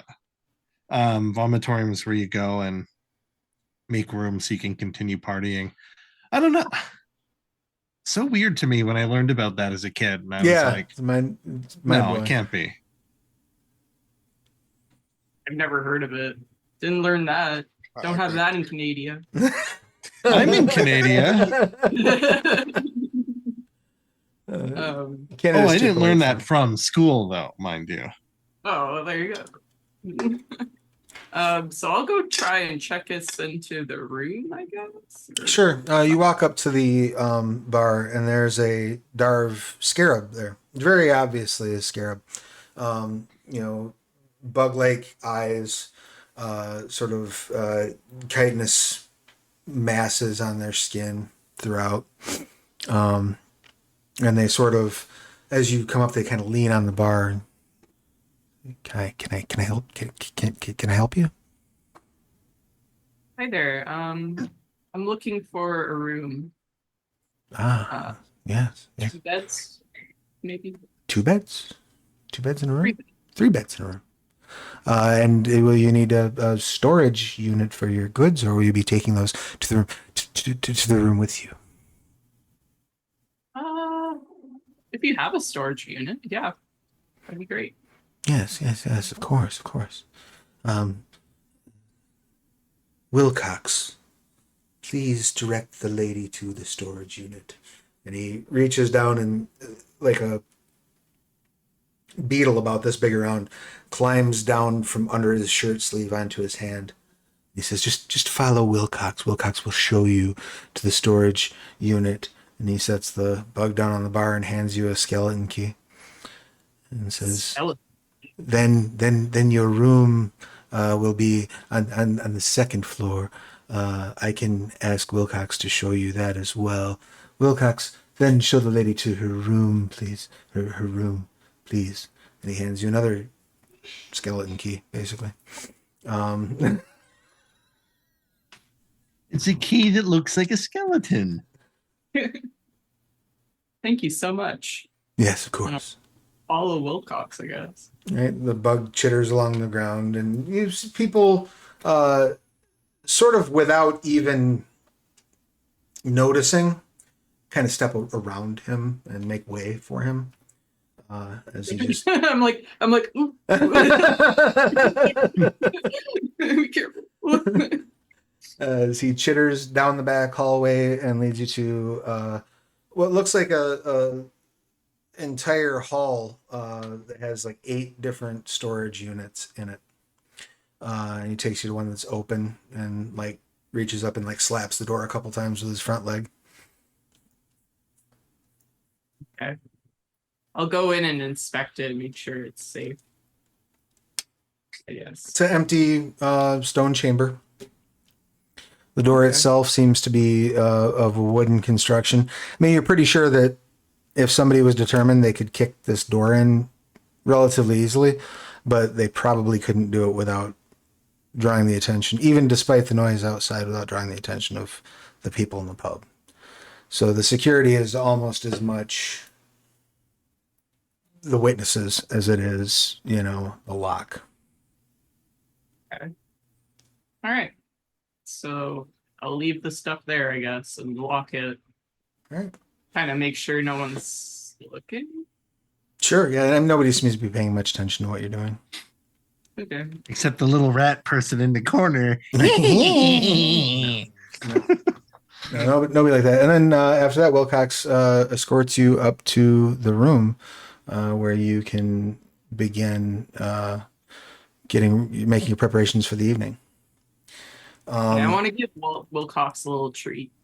Okay, you, like break off a little piece of mushroom and hand it to him or something like that. Yeah. He, like rubs together his front legs, almost like like a fly that's sitting there getting ready, and then picks them up and just munches on it as he skitters off. That's so cute. Okay. Right. Are you going to go back out and meet the others, or are you going to just stay in the room for the remainder? Well, I guess, yeah, I'll go see them and tell them that we have the room. As I leave, I'm going to make sure to lock the door. Okay. You get back out on the street. So when Strophiria returns, let's take 5 for bio and techno, and then when we return, we'll find out what Strophiria finds as she emerges from the gastro pit. Oh. If you're watching us live, just hang out. Keep your clothes on. While you're waiting, you can head over to Kickstarter and back the Branch Riders Kickstarter. You can also head over to our link tree and check out the various things that are on sale. If you are watching this on playback on VOD, just hit fast forward to see our pretty faces again. We'll see you momentarily.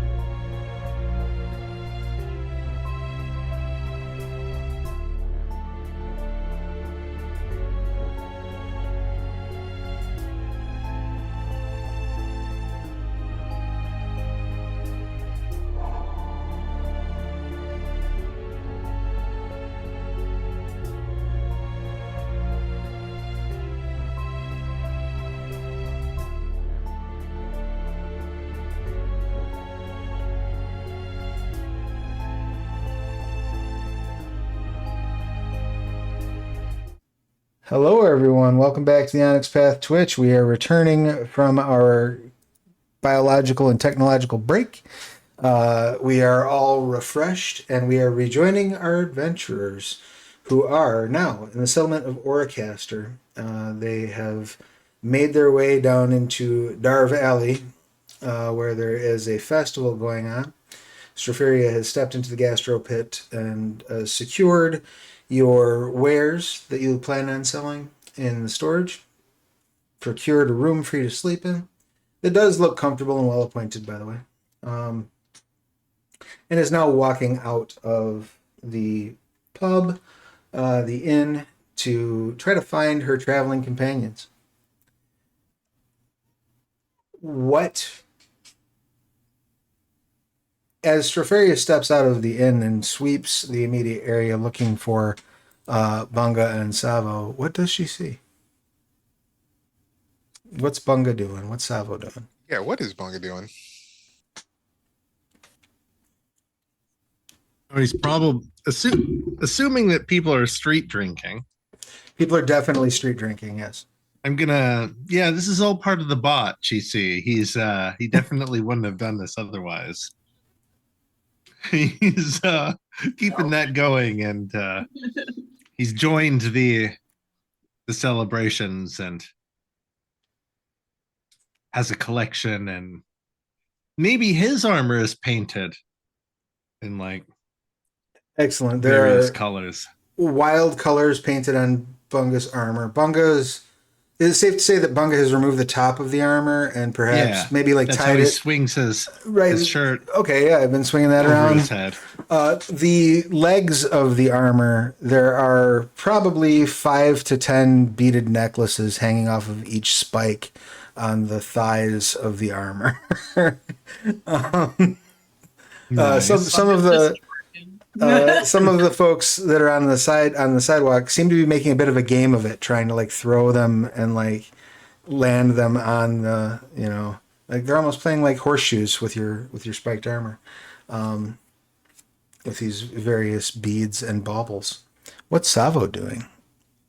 Uh, basically, is just like doing that one friend in college that always has to make sure the designated sober friend that has to make sure that everyone else gets from point A to point B. Sure, I yeah. basically doing that. Every so often, uh, gets pelted in the head with like a thing of beads that gets hooked onto like one of the horns, and just keeps moving as if that just did not happen, and still keeping an eye on Bunga. So Bunga, you're like been swept up in the parade, and Savo, you're just kind of walking the perimeter, like staying parallel with where Bunga is. Pretty much. So yeah, that's kind of what you note as you walk out. Well, I'll rely on my fragment. Apparently, it's a homunculus that I put on him. Okay. So it's like his own little guy. So I'll just follow him, and then I'll find Sabo. Through the din of the party, you hear some like wee wahoo coming out of the homunculus that's attached to you. Party time! Oh my gosh. This episode makes me happy. I'm glad. I have a question. Sure. So, is this judgment for the sins we've committed, or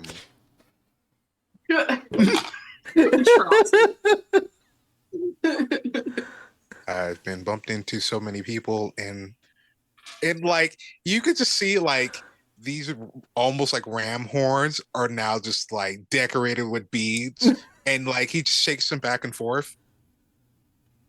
Also, I can hear the waves, Stropharia. I can hear it.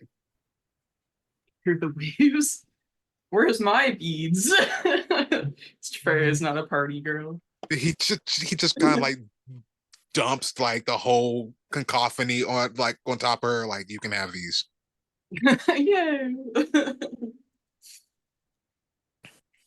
Excellent. Yeah, you end up with a dozen bead strands. They're all Did just you spit out your drink, my heads. Travis, or like water or something? It almost looked like. No, I did Good not. take. I should have. Oh, I but guess it didn't. was because from my screen when you were like, I have a question, and then you very like deadpan were like, is this punishment for the sins we have? It must have been like a break in the green screen or something because it looked like you turned your head and like sprayed water. Sadly, I didn't. I probably should have. Would have been nice, but no. Oh my gosh. Oh, I don't know how long he can keep going. He's been like that for What was in that drink? Holy. That's a No. great question. Let's get a straight up stamina roll from Bunga. It's gonna be difficulty 2. Stamina, you say? I do say.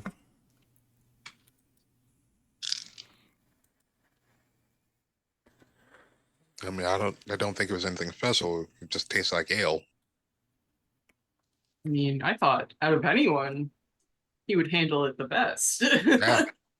Wow, 6 successes on my smallest dice pool of the night. Nice. So you are maintaining the same level of drunkenness. You're not succumbing. You could do this all night. But you are definitely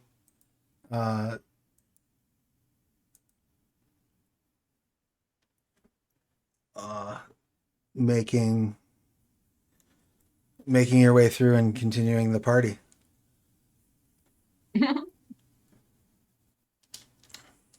Stropharia will just keep an eye on him and make sure he's not giving people free hugs and.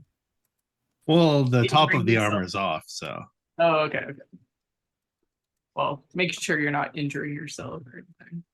Also, how's the room? Is it good, bad? What are we dealing with? I think we'll be comfortable there. I got us a storage unit with a locked key for our goods. Okay. 3 separate beds. I believe it'll be pretty cozy for us. Plus, they have a cute little bug. What was his name? Wilcox? Yes. Wilcox.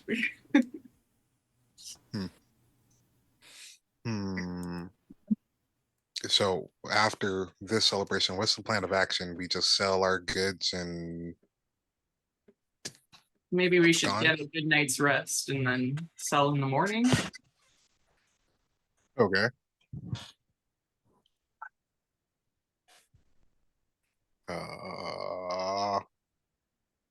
Also, other question that I don't think anyone has asked. What happened to our necromancer?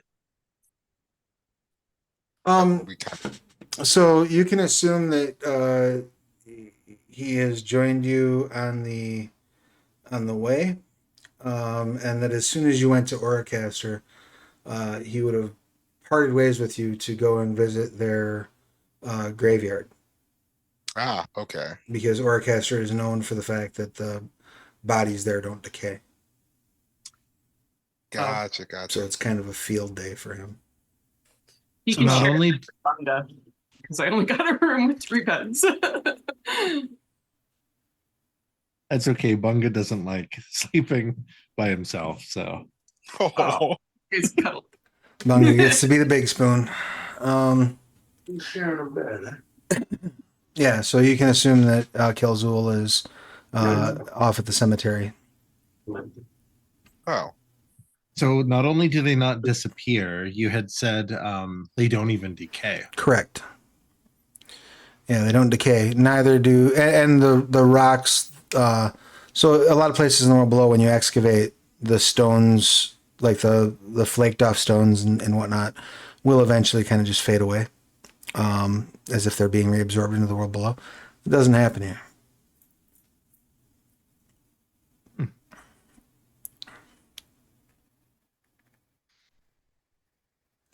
What a magical place. Quite literally.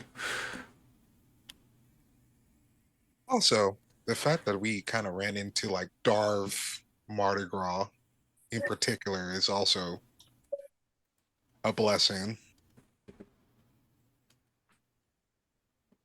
Hmm. Huh. Okay. Stafferia, maybe okay, maybe it was a good idea to let Bunga lead this time. Okay. So Fun. far, Bunga, yeah, Oh yeah, I gave him the ale because he did such a good job. right. Very And impressed.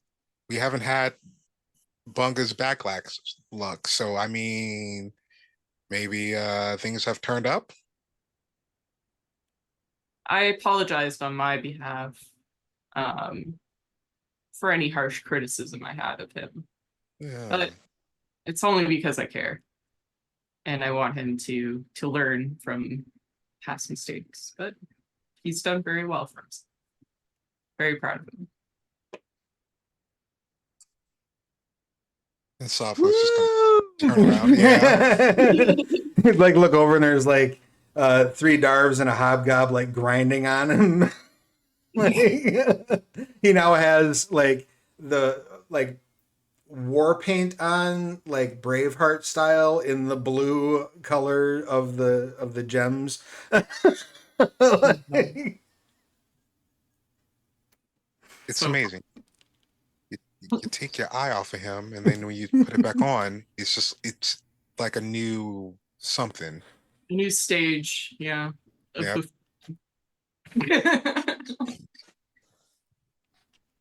I wish I could let loose like that, but Oh, why don't you? And he just grabs like an ale from someone without even just looking at it. Somebody gets to their table. Wait, right. Yeah, the likelihood of them noticing is as low as they're just as drunk. So they're like, wait a second, I thought I ordered more. So yeah, you absolutely can snatch an ale from somebody that's walking by. she'll like kind of look at it, sniff it, just like stir it around like a wine connoisseur. You're And gonna be then she'll the. like she'll take a sip with two hands, like It tastes really good, and it's surprisingly cold. okay. This isn't too bad. I don't think I've ever had one. Um, never had one. I've always been people have always been relying on me. I just never really had a night like this. I don't know. Feels strange. You hear, then you should cut loose from one of the passing Darv. All right. She'll take like one more sip. Right. The chug, chug, chug, chug. No. I couldn't possibly. the party continues. The sunflies all land, and but that barely changes the illumination level in here, thanks to the gems. It's very easy for you to lose track of time in Oracaster. Um, are you going to turn in at some point of your own volition, or are you going to party till like you can't keep your eyes open anymore? Uh, I think Stropharia, unfortunately, likes to sleep. So I guess she'll put another little homunculus on Bunga just to make sure he's not being like abducted somewhere. Wahoo!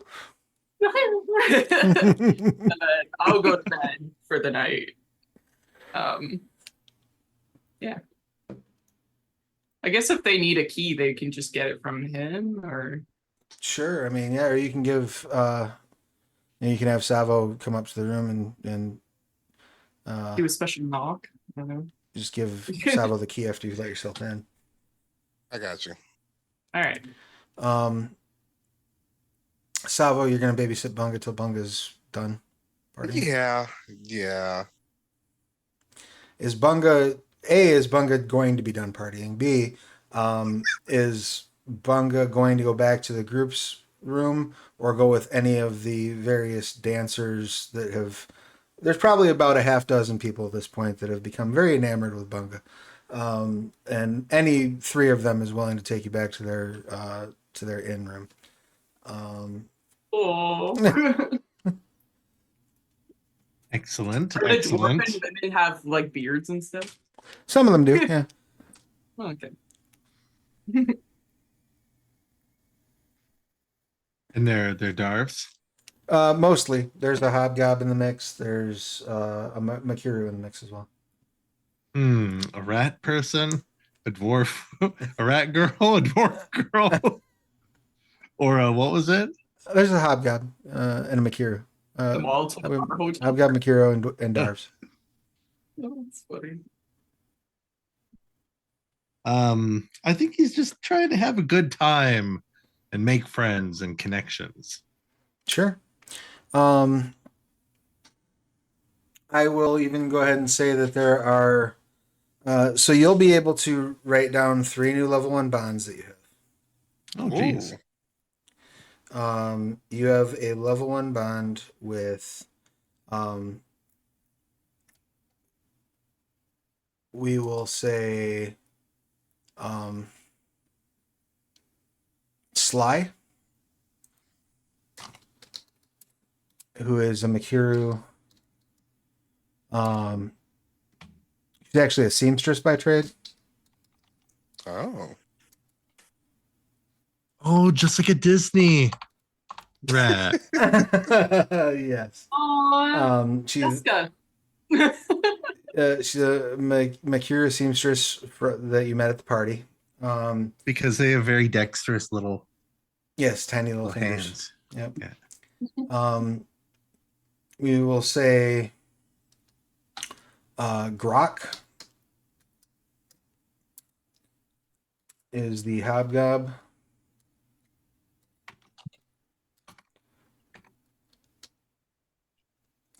And she is actually a gem cutter by trade.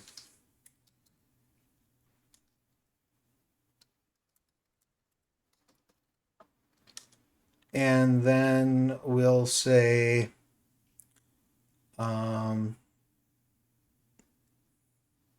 Keldara. And she is a tattoo artist by trade. And a Darv. Sweet. And Time to wake up with a tattoo. I will put those in the chat so that you have those pieces of information. So these are level 1 bonds that you've formed, friendships you've made along the way. They're in Oracaster. During that time, is Savo attempting to interact with anybody else from the city, or are you really just kind of focusing your attention on keeping Bunga out of trouble? Once I notice, I did like he seems relatively fine and safe. He's just gonna go off and like mingle with some of the folks that are not necessarily in the crowd, but like they're celebrating, but they're not necessarily like in the thick of it. So like Sure, the ones like at a table and stuff like that. The mellower, the old punks that stand at the back of the room. Right. Yeah, let the kids get the hangovers and have the fun. Sure.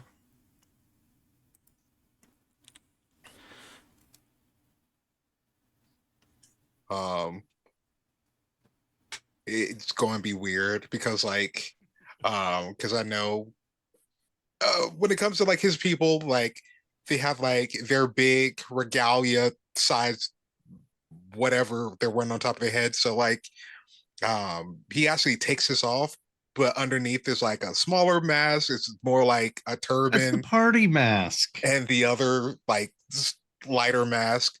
He kind of just tucks the other mask on, kind of like hooks it, and walks around. Okay. I dig it. He didn't let his hair down. He let his horns down. Yeah. as you're wandering about, you do spot two humans, a Darv, and an elf sort of sitting at a table, kind of near it's like out in front of one of the eateries, like a sidewalk type table. Um, and they seem a little bit more serious and a little bit more sour than everyone else around. Mm. Your kind of people. Perfect. Found my click. And they're all smoking pipes and talking about nihilism. Perfect. Found my people. Yeah, they do seem to be having like almost like a huddled conversation. He's gonna not get too close at first, listen in first, kind of vibe check it. Don't be weird. Don't be weird. Don't be Sure. weird. Why don't you go ahead and give me a Hope a botch let's comes. do a culture cunning maybe. Coach Cunning, okay. Um, I'm How do you do, also fellow future best I'm friends? also open to larceny cunning if you're trying to like repetitiously spy on them. no, this is more of a vibe check. So 4 4 hits. 4 hits. They seem to be very concerned. The noble in charge of Oracaster, man by the name Prince Noros, Okay. seems to have been growing increasingly grim over the last several days. And you hear them mention that, like, yeah, word has it he's even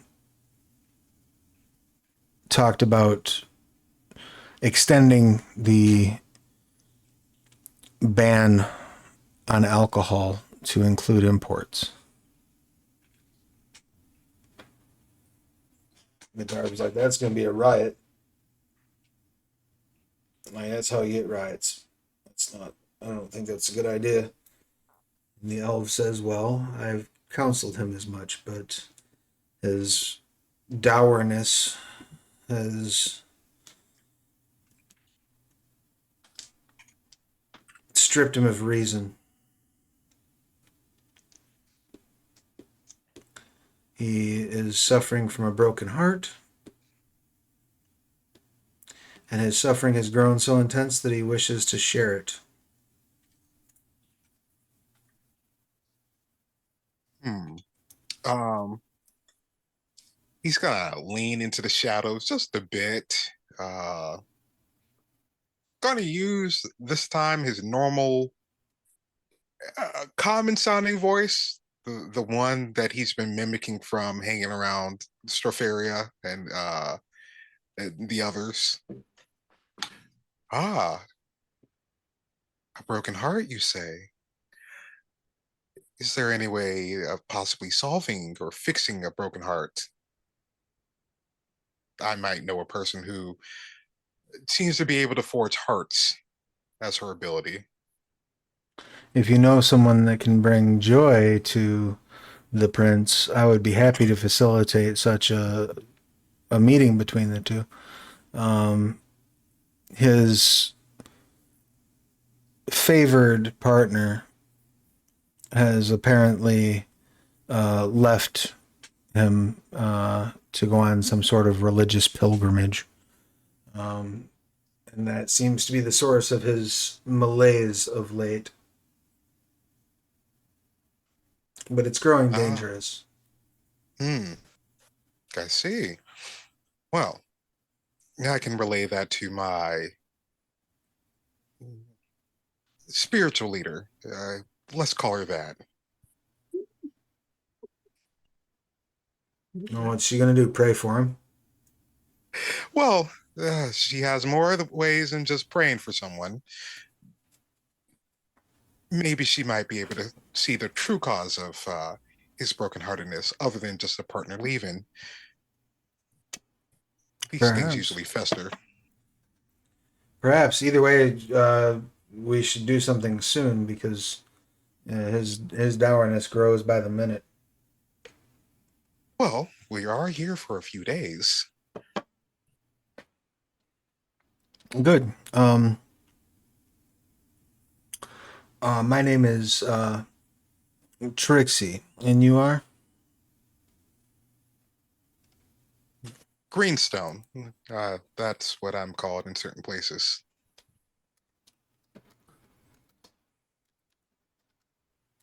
I see. Well, Greenstone. Um,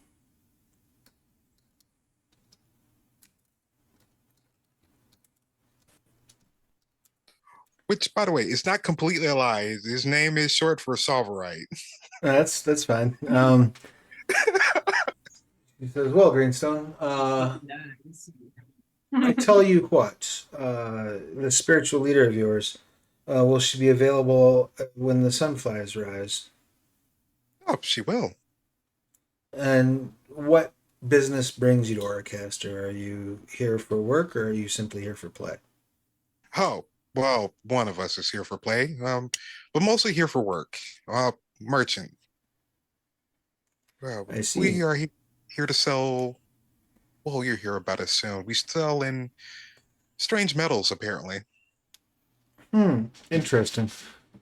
Well, will you be setting up in the bazaar then tomorrow? You can't miss us. Look for a strange person with a strange head and a mushroom. You can't miss us. Well, there are plenty of the myceli about, but I think you're with that one, right? She points over at Bunga. Strangely enough, yes. I don't think anyone in Oracaster will be missing him tomorrow. No. I will come by. We will talk business. Perfect.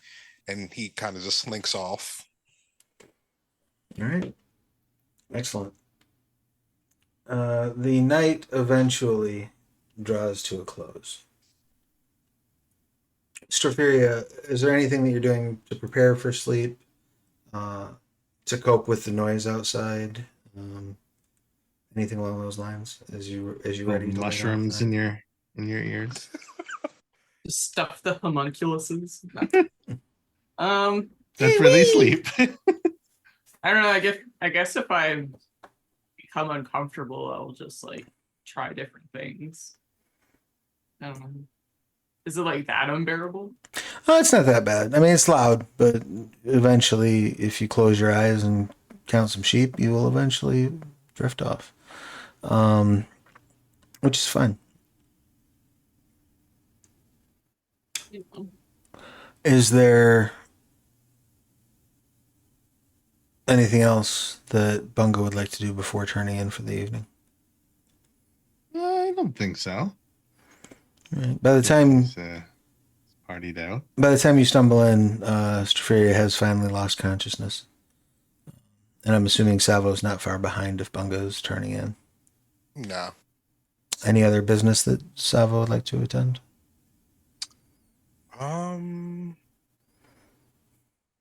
He's probably where the storage is. He's probably set up a little bit of a trap just in case someone tampers Like a with Home it. Alone trap?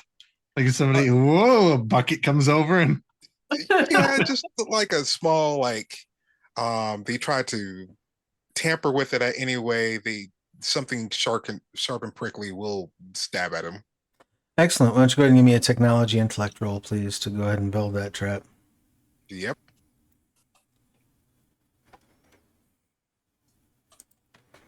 So fair, I didn't think of that. It's just like what? he believes people are good. What could go wrong? Yeah. 3, 4.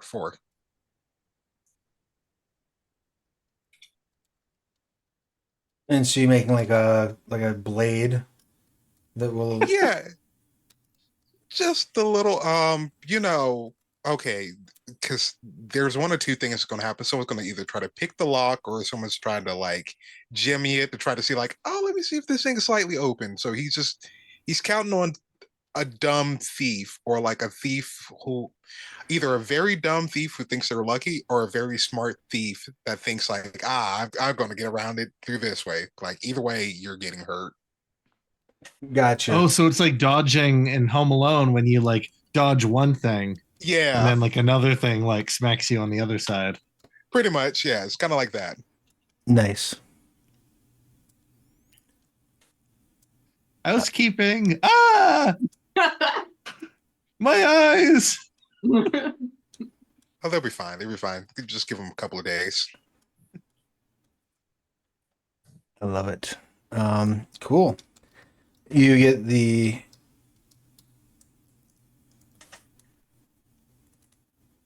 trap set up.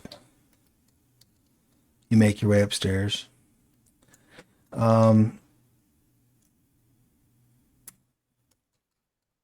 As you're laying in bed,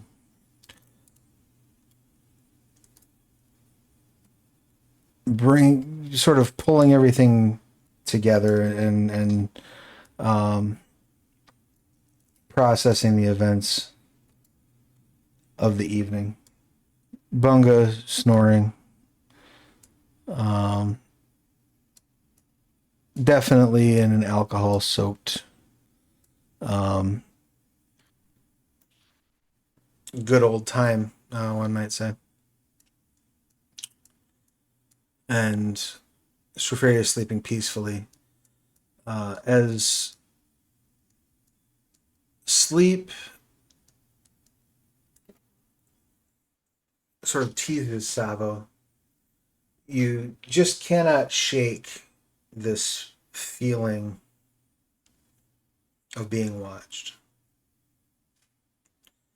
And as you drift off into consciousness, you have a couple of moments of like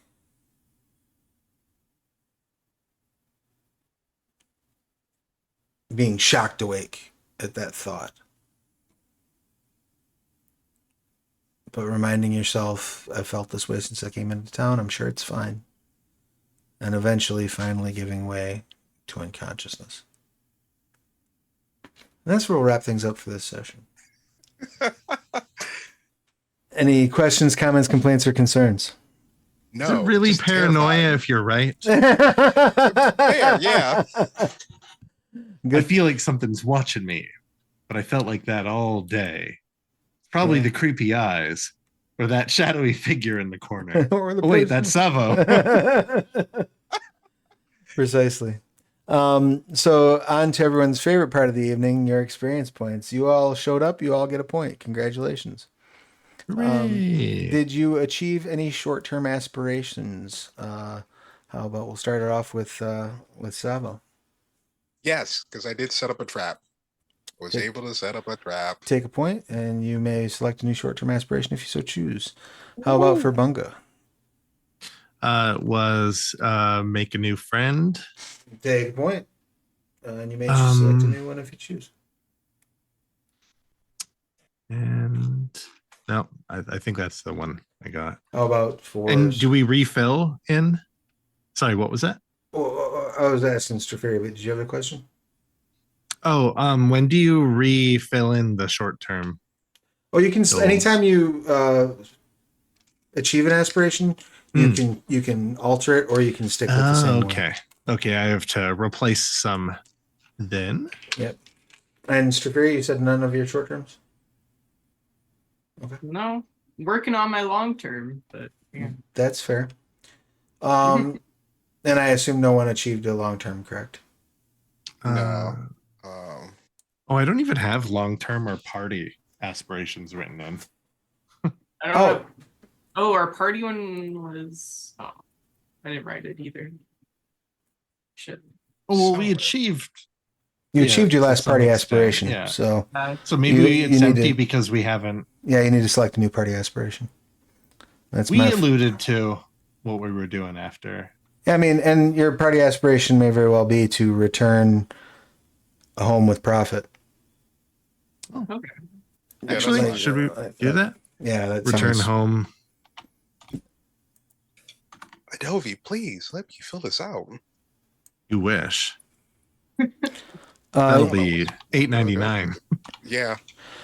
You did not spend half the momentum pool in a single scene, but you did reach a story milestone by reaching Oracaster, so you may take a Yeah. point there.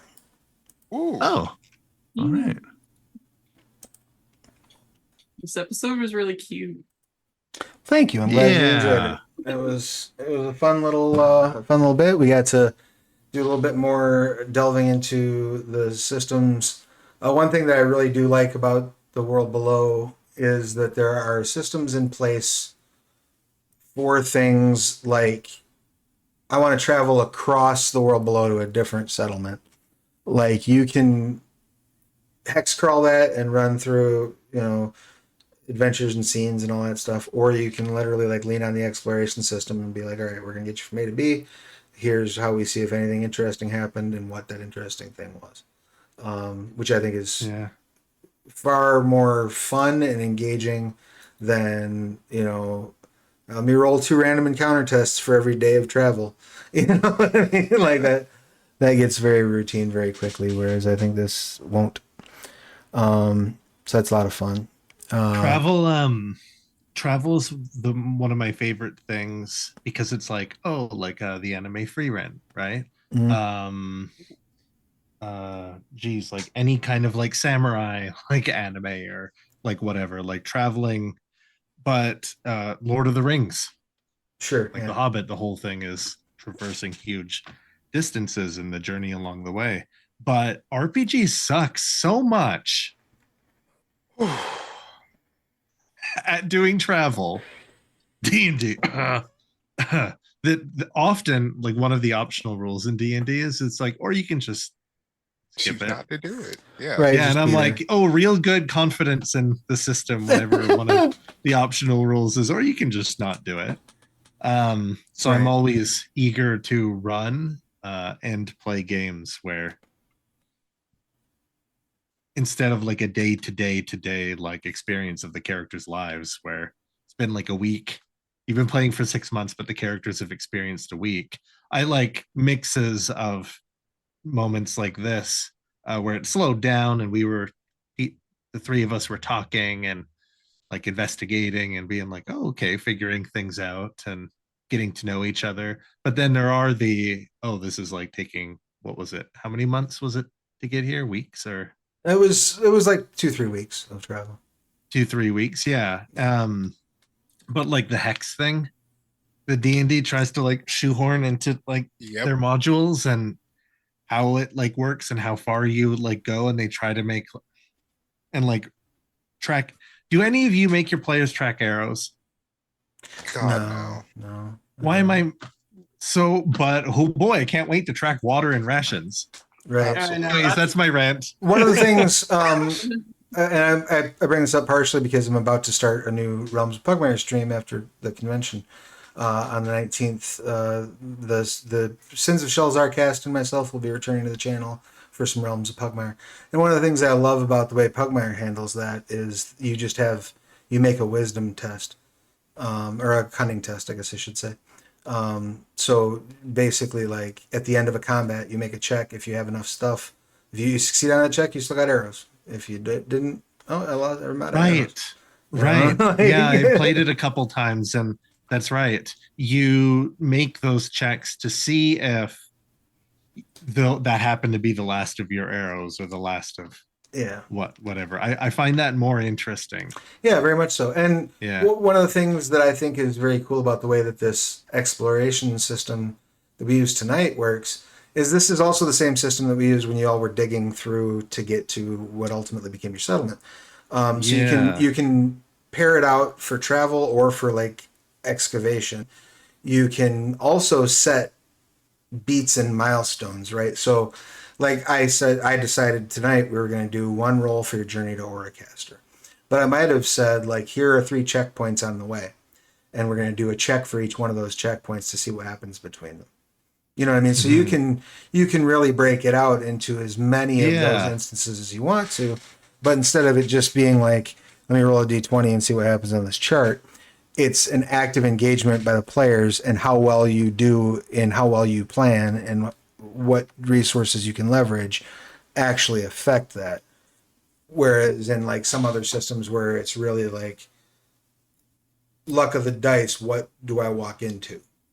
You know what I mean? There's no it doesn't make a difference what your character does, what preparations you have, what gear you're carrying. It has no effect on your random encounters. Whereas in this, it absolutely has an effect on like what you run into and how. Hmm.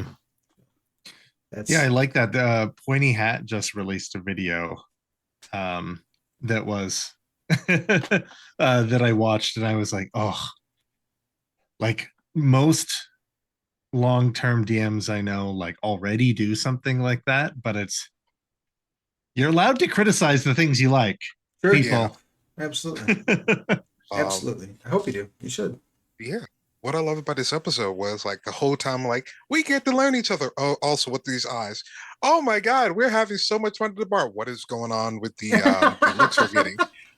Oh, this is having They so much make fun. me feel protected. Cute Uh, bugs. Also, we learned that Bunga is actually introspective with a bunch of uh, introspective horrors that goes on in his head. Stropharia has been under the crushing weight of responsibility, and Salvo is just an eldritch, cuddly bear that is just stuck in very much an eldritch hell. 100%. Yeah, I like episodes like this too where we can sort of focus in on like who your characters are. I always think it's more interesting when the challenges of the story allow you the opportunity to sort of display who your character is as a person. So that was a lot of fun. I'm looking forward to next session. Have some good stuff Yes. sort of planned out for that. I think I'm gonna have to do a little bit of refinement of my plan because things, you know, I was not sure going into this. That's another thing that's kind of neat about the world below. I did not know which of those 8 options I gave you at the beginning of the game you were going to choose. You know, so whichever one of those options you were going to have to do, I was going to need to make it work. But the systems and the information that's presented is robust enough that any one of those things I could have done the same. You know, I could have steered the story that way. So now that we know Okay. where you are, now I can start building into okay, like what plot hooks are we using, so on and so forth. Dig a little bit more into the location, but I wanted to give you a good chance to sit and enjoy Oracaster. There's a lot of times I think in games where you get to a place and you don't get to really like get the feel of the place. Yeah, You know, yeah, and definitely. so I thought it was nice to Yeah. take a little time and breathe in Oracaster a little bit in all of its glory. Oh, Did you have something, Haley? I just said I liked it. I liked the little guys, and it's crazy how like you just came up with that. So. Well, thank you. I just There were a would. lot of little guys. That's what I assume they sound like. Yeah, especially when it's Darvish Mardi Gras. Yeah, Darby Gras. Darby Gras. I will talk to Dawkins and see if I can get that in new books. Um, It's canon. but Yeah. on some programming notes, we will be back here in 2 weeks' time. Though we will be starting a little bit late because I am starting a Kickstarter for my company on Tuesday. So I'll be doing a appearance on another Twitch channel that Thursday, and then we will be starting here at 9 Eastern instead of 8 Eastern that week. And then we'll dive in at that point and see what's going on in Oracaster. So as we wrap things up, let's go ahead and do our outros. This time we'll kick it off with Haley. If you could tell us who you are, what you do, who you're playing, your pronouns, their pronouns, and anything you would care to promote. Well, my name's Haley, also known as Babe_Blade666. My pronouns and Stropharia's pronouns are she, her. Yeah, I just really enjoy this game. I'm not really up to too much, so nothing to promote. Well, Yeah. I appreciate you being here, and I enjoy your presence, and thank you for sharing this time with me. It's very cool to have you here. Speaking of people, it's cool to have here. Crow, what you got? Hi, I'm Crow. I play Sava. We are both Eldritch horrors, apparently. I will be doing Onyx Path, so I will be not only doing the background tech, but also be playing a few games, including Branch Riders, which I can and not wait to try out. I heard so much about it. Looks Um, cool. that and what am I forgetting? What am I forgetting? Uh, I'm trying to remember. I'm drawing a blank. You'll think of it 2 seconds after we stop the stream. Yeah, I'll be Stampede of Justice. I'm doing that game, adventure. Oh, So dope. Cool. yeah, so I can't wait, and I can't wait for you to see my strong arming boxer of a hero. He's kind of like, I want to say like Dudley from Street Fighter, mixed with some other superhero, old timey superhero shenanigans. So I can't wait for you to see that. Also, I might get to punch a Nazi, so that's always something I want to do. I'm a big fan. Big fan. I always like. I'm not shy about telling people that my favorite tabletop role playing game of all time is They Came from the Cyclops' Cave. Like I will say that anytime I get an opportunity to work that into a conversation, I will. But for a very long time prior to They Came from the Cyclops' Cave, my favorite role playing game was First Edition Adventure. So it was super cool to be able to work on it in the new edition, and to see it getting expansions now, for example, and Yeah. adventures now. Because it was really just a one and done book when it initially came out. So I look forward to checking that actual play out. That's going to be a lot of fun. It'd be awesome. I may not be able to watch it live because I think I'm in a panel or something at that point, but I Probably. will. I will definitely check the VOD. One way or the other, I process them all, so I will definitely get a chance to check that out, and I look forward to it. And that one's on Saturday night. I think that's Saturday night. I have to go back and check, but I believe so. If not, someone will correct me later. Fair enough. And all the schedules are up over at theonyxpath.com. Right. And speaking of people that are going to be at OnyxPathCon, Cal, if you could, please give us your pertinence. Right, yeah, I'm Cal. You see him. So did Bunga. It was a lot of fun. On Saturday, I'm running They Came from Beyond the Grave. Specifically, the one shot I'm running, I've decided to name Escape from Death Rock Castle. Nice. I love it.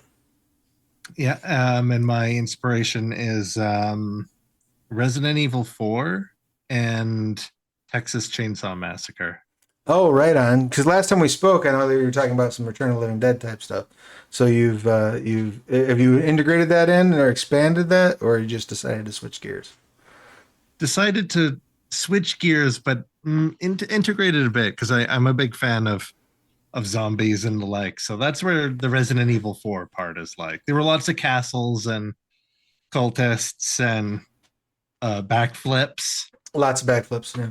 Yeah.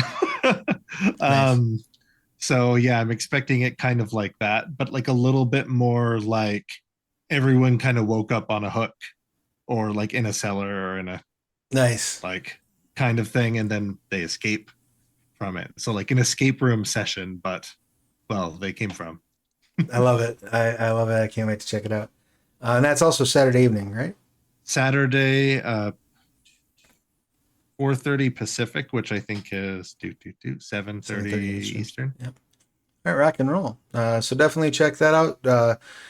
If you're watching this, come to OPPCon, check it out. I just threw some links in the chat. If you want to sign up at Start Playing, there's games being run all weekend. If you want to run a game, you can. It's not too late. You can get in there and sign up and become a GM. Definitely check out what we've got on offer there. Be sure to come by and check out the panels. Be sure to tune in Friday for the Curse Burn simulcast. It's going to be on every one of our partner channels Friday night. It's going to be a good time. And then if you can't make it Friday night, don't worry, because it's going to be rebroadcast several times throughout the convention. We want to make sure everybody has a chance to check out this new and amazing game that is coming from Onyx Path. Until then, well, actually, I'm lying. I will actually be back here tomorrow morning, tomorrow noon Eastern, for They Came from the Cyclops' Cave. We're going to be playing Warriors of Legend, provided everybody's feeling okay. I got some emails from a couple of players who weren't feeling too hot. We might have to take the week, but that's okay. I would rather have everybody at 100%. So hopefully I will see you all tomorrow morning. If not, I will see you all tomorrow night. Till then, take care of yourselves and each other. Make sure you're washing your hands, get your shots, all that good stuff. And we'll see you real soon. Bye. Bye.